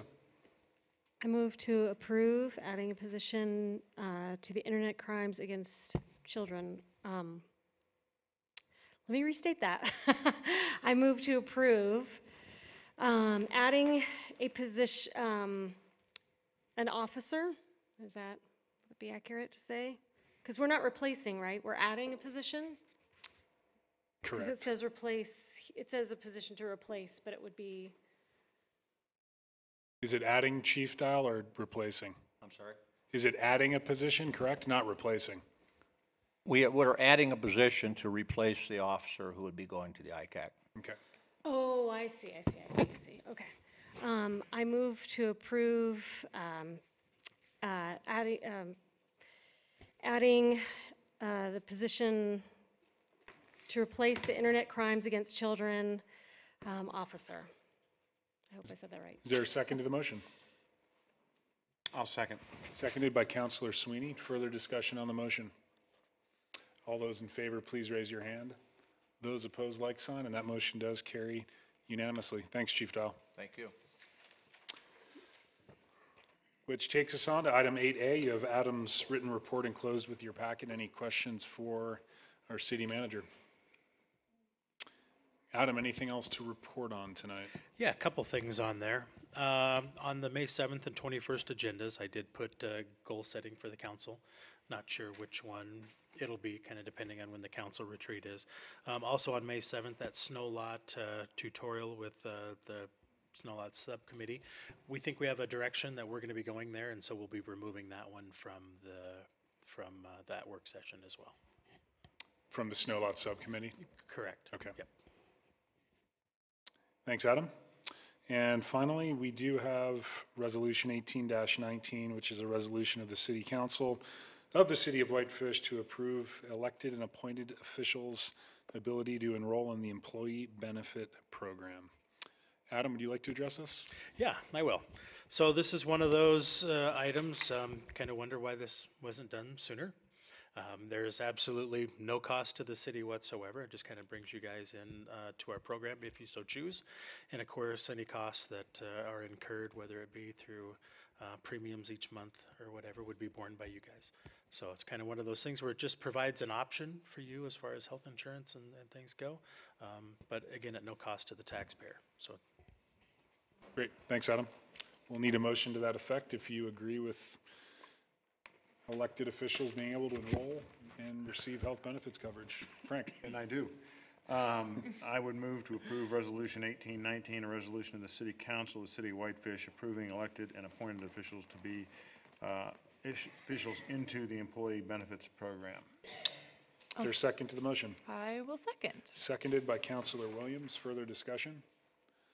I just appreciate, Adam, your efforts in at least researching some options so that it makes it a little bit more palatable for folks from all age groups to apply to run for city council or get appointed to city council, because it's not doable for many when they make minimum wage or can't commit the time. So hopefully this provides an opportunity to broaden the pool of candidates that would seek elected office here in the city. So thanks very much. Further discussion? All those in favor, please raise your hand. Those opposed, like sign, and that motion carries unanimously. We'll start with Richard tonight. Anything to add? I do. Thanks, everyone, for your interest and support in the Climate Action Plan and the work of that committee. I would hope that maybe we could prepare a thank you note to the members of that committee, maybe just under the mayor's signature for their effort and good work. I think at some point we need to officially disband that committee, terminate that committee, and I don't know if we should do that with a resolution or just have a motion to disband the committee.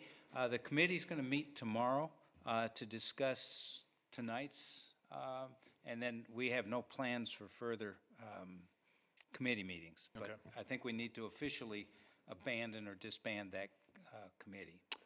Don't recall ever having to do that before. I think actually the resolution says that it's On or ceases before. to exist when the business is. On the approval, Yeah, I think on approval of the plan, so I think you're fine. so we can't meet tomorrow? No, you can, We were sure planning on doing that. you can meet tomorrow, Richard. But anyway, I think the letter would be a good idea. I think in hopefully the near future, we can put together a resolution to create a permanent climate action committee. And maybe it can meet quarterly, but at some point, I think it's important that we do that. So much work and so much energy went into this plan, it just cannot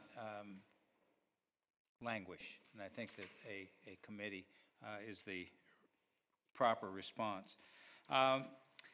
And if the council is so inclined, I want to recommend a letter to the DEQ requesting a public hearing on the Burlington Northern Santa Fe discharge permit draft that has been issued for a discharge from the fueling facility in the Burlington Northern Santa Fe yard. We did that a year and a half ago when the earlier draft came out. We sent requesting a public hearing, and I would like us to do that again. If everybody says yes, it's a good idea, I'll go ahead and prepare that letter for the mayor's signature, if that's fine with everybody. Is that the direction from council? Yep. For Okay. a second go, right? Yeah. Yep. Thanks. And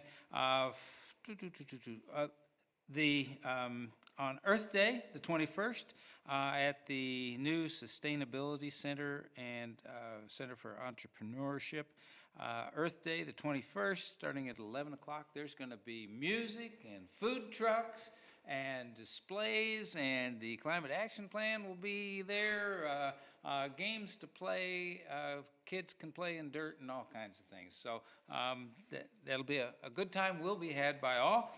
And don't forget to clean the fish on the 28th.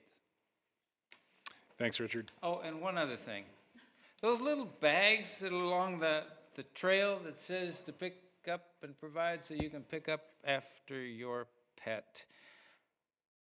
I want to encourage folks that might be watching and if it's your pet, please pick up, and then don't leave the bag just lying on the side of the trail, but dispose of it properly. Thanks. Thanks, Richard. Ryan? I have nothing. Thanks. Katie? No comment. Frank? I have a kind of a notice and a request of the council that I'm going to be unable to attend the planning board meeting, which I had planned for this Thursday. I've also determined that I have probably a conflict that I would have to recuse myself from at least one of the matters. The planning board may be, because of other absences, may then be short. If I was there and had to recuse myself, they would probably be short of a quorum. I have talked with Katie, and she is willing to fill in for me at that planning board. With the approval of council, I'd like to do that. You want to go ahead and just formulate a motion, and we'll Yes, take I'd care of move it? to appoint Katie temporarily to attend the planning board meeting as the city council representative. Is there a second to the motion? Second. Seconded by Richard. Further discussion? Thanks, Katie, for volunteering. I know you have so much time on your hands. All those in favor, please raise your hand. Those opposed, and that's unanimous. Michelle, thanks And, again, Katie. and the proper is, I did recruit her. Right. She didn't actually jump out there and say yes. I can't say no to Frank. Melissa? Nothing to add. Great, thanks. Got a few things. I was contacted by Kim at MWED, Montana West Economic Development, this afternoon. I can't attend, but they're hosting a economics discussion on Thursday morning at 8 a.m. at the college, and she asked or extended the invite to the city council. If we have more than 3 attend, of course, we'll need to advertise as a quorum, but I don't anticipate we'll have 3 people attend. But if someone's interested in attending, it'll be at 8 a.m. at Flathead Valley Community College. You can just contact Kim at MWED. Secondly, Michelle, I was curious, and I would ask the council if you could help Michelle with this. I just noticed the committee or the board assignments that we're all tagged to on the city's website is a bit outdated. I believe if you go to contact mayor and city council, it notes the committees and boards that we're assigned to. So if you don't mind, I don't expect Michelle to know every board and committee we volunteer on, but if you could send Michelle a quick email so she could update the city website, that would be helpful at your time, at your leisure. Finally, we need to regroup on the council retreat. Do you have your calendars here? Yes. Or can you get your calendars out?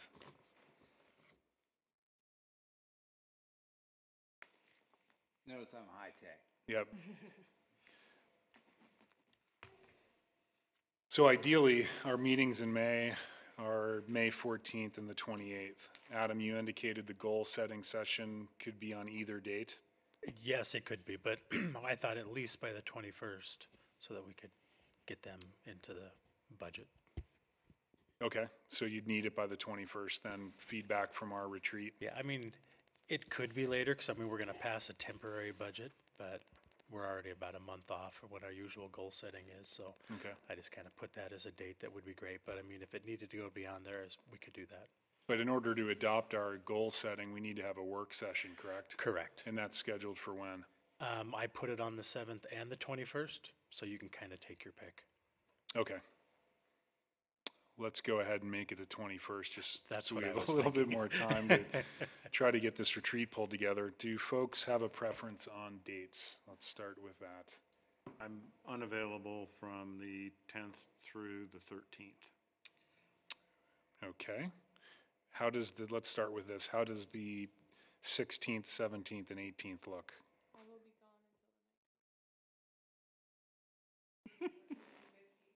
And you're not available the 14th and 15th, Frank, correct? I am the 14th and 15th. You are. Melissa? Mm-hmm.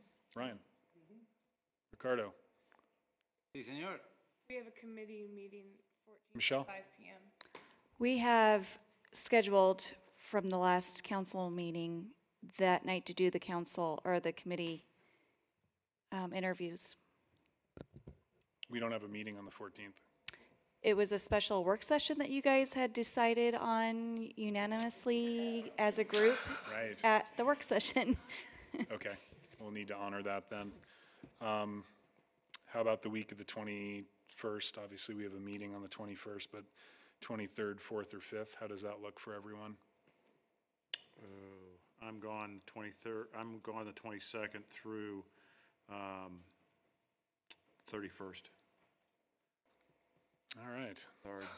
Sorry. I'm kind of at a loss at this point. Michelle? The first part of the week of each week of May, you guys have a council, or a work session, or a council meeting. May 29th, you guys have a budget meeting. Okay.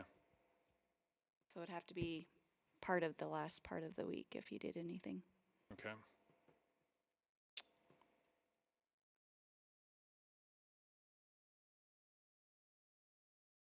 I have no further thoughts on trying to schedule a council retreat. And again, the budget is just preliminarily approved in June. Yeah. So, I mean, if we need to put it off to try to seek to have the whole council there, I mean, that can be done.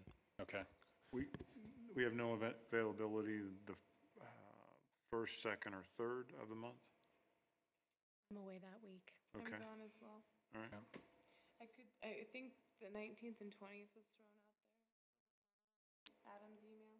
It was a Friday, Saturday, which was the 18th, 19th. 18th, 19th, but I believe you responded that you couldn't make Yeah, I it. don't get back till the 19th from Billings. Okay. For releasing cans, I'm Yeah, it looks like May's not going to work. Did we have something council-wise on the 28th too, you said, Michelle? Or- The 29th. Right. Okay. Budget meeting. Yeah. Well, let me circle back with Adam, and we'll circle back with you. It may be that it's biting off too much to try to get out of town, and maybe we just need to do something local for a day, which I think will probably be our fallback at this point. So I'll set up a doodle poll with Adam or Michelle sometime this week, so look for that in your inbox. Finally, just wanted to briefly, for the public watching, we did make our appointments to the Highway 93 South Corridor Steering Committee. I think we've got a great schedule of participants. Myself and Ryan will be the city council representatives on that board. We have made a recommendation to the planning board that they appoint John Middleton as their representative. In terms of business owners in or adjacent to the corridor, we appointed Marilyn Nelson as well as Justin Lawrence. In terms of residential owner-occupied property owners, we appointed Roger Sherman and Lisa Post. And then finally, two at-large City of Whitefish residents, Mark Piscoli and June Hansen. So, Dave, any idea when that committee will get up and running? I think we'll probably convene sometime, probably towards the end of May, and then we'll have a public open house after that. We'll just have to meet with them and kind of get the ball rolling. But. Great. Appreciate that. On that note, that's, I believe, all I had. Anything further from council? How about staff? Chief Dow. Speaking of climate action, the police department just ordered our first electric assist bicycle that we'll be using for patrol. And maybe we'll catch those poop violators, Richard, on the trails. And we applied for a grant for 4 electric patrol motorcycles. Hopefully we'll get. Thanks, Chief. An electric bicycle? Electric assist. It'll up to 28 miles an hour. It takes like 3 hours to charge. It's got a range of about 45 miles. It's pretty cool. We can catch bad guys with it. We are adjourned. Thanks, everyone. You've had an opportunity. We don't go back to public comment towards the end of a meeting.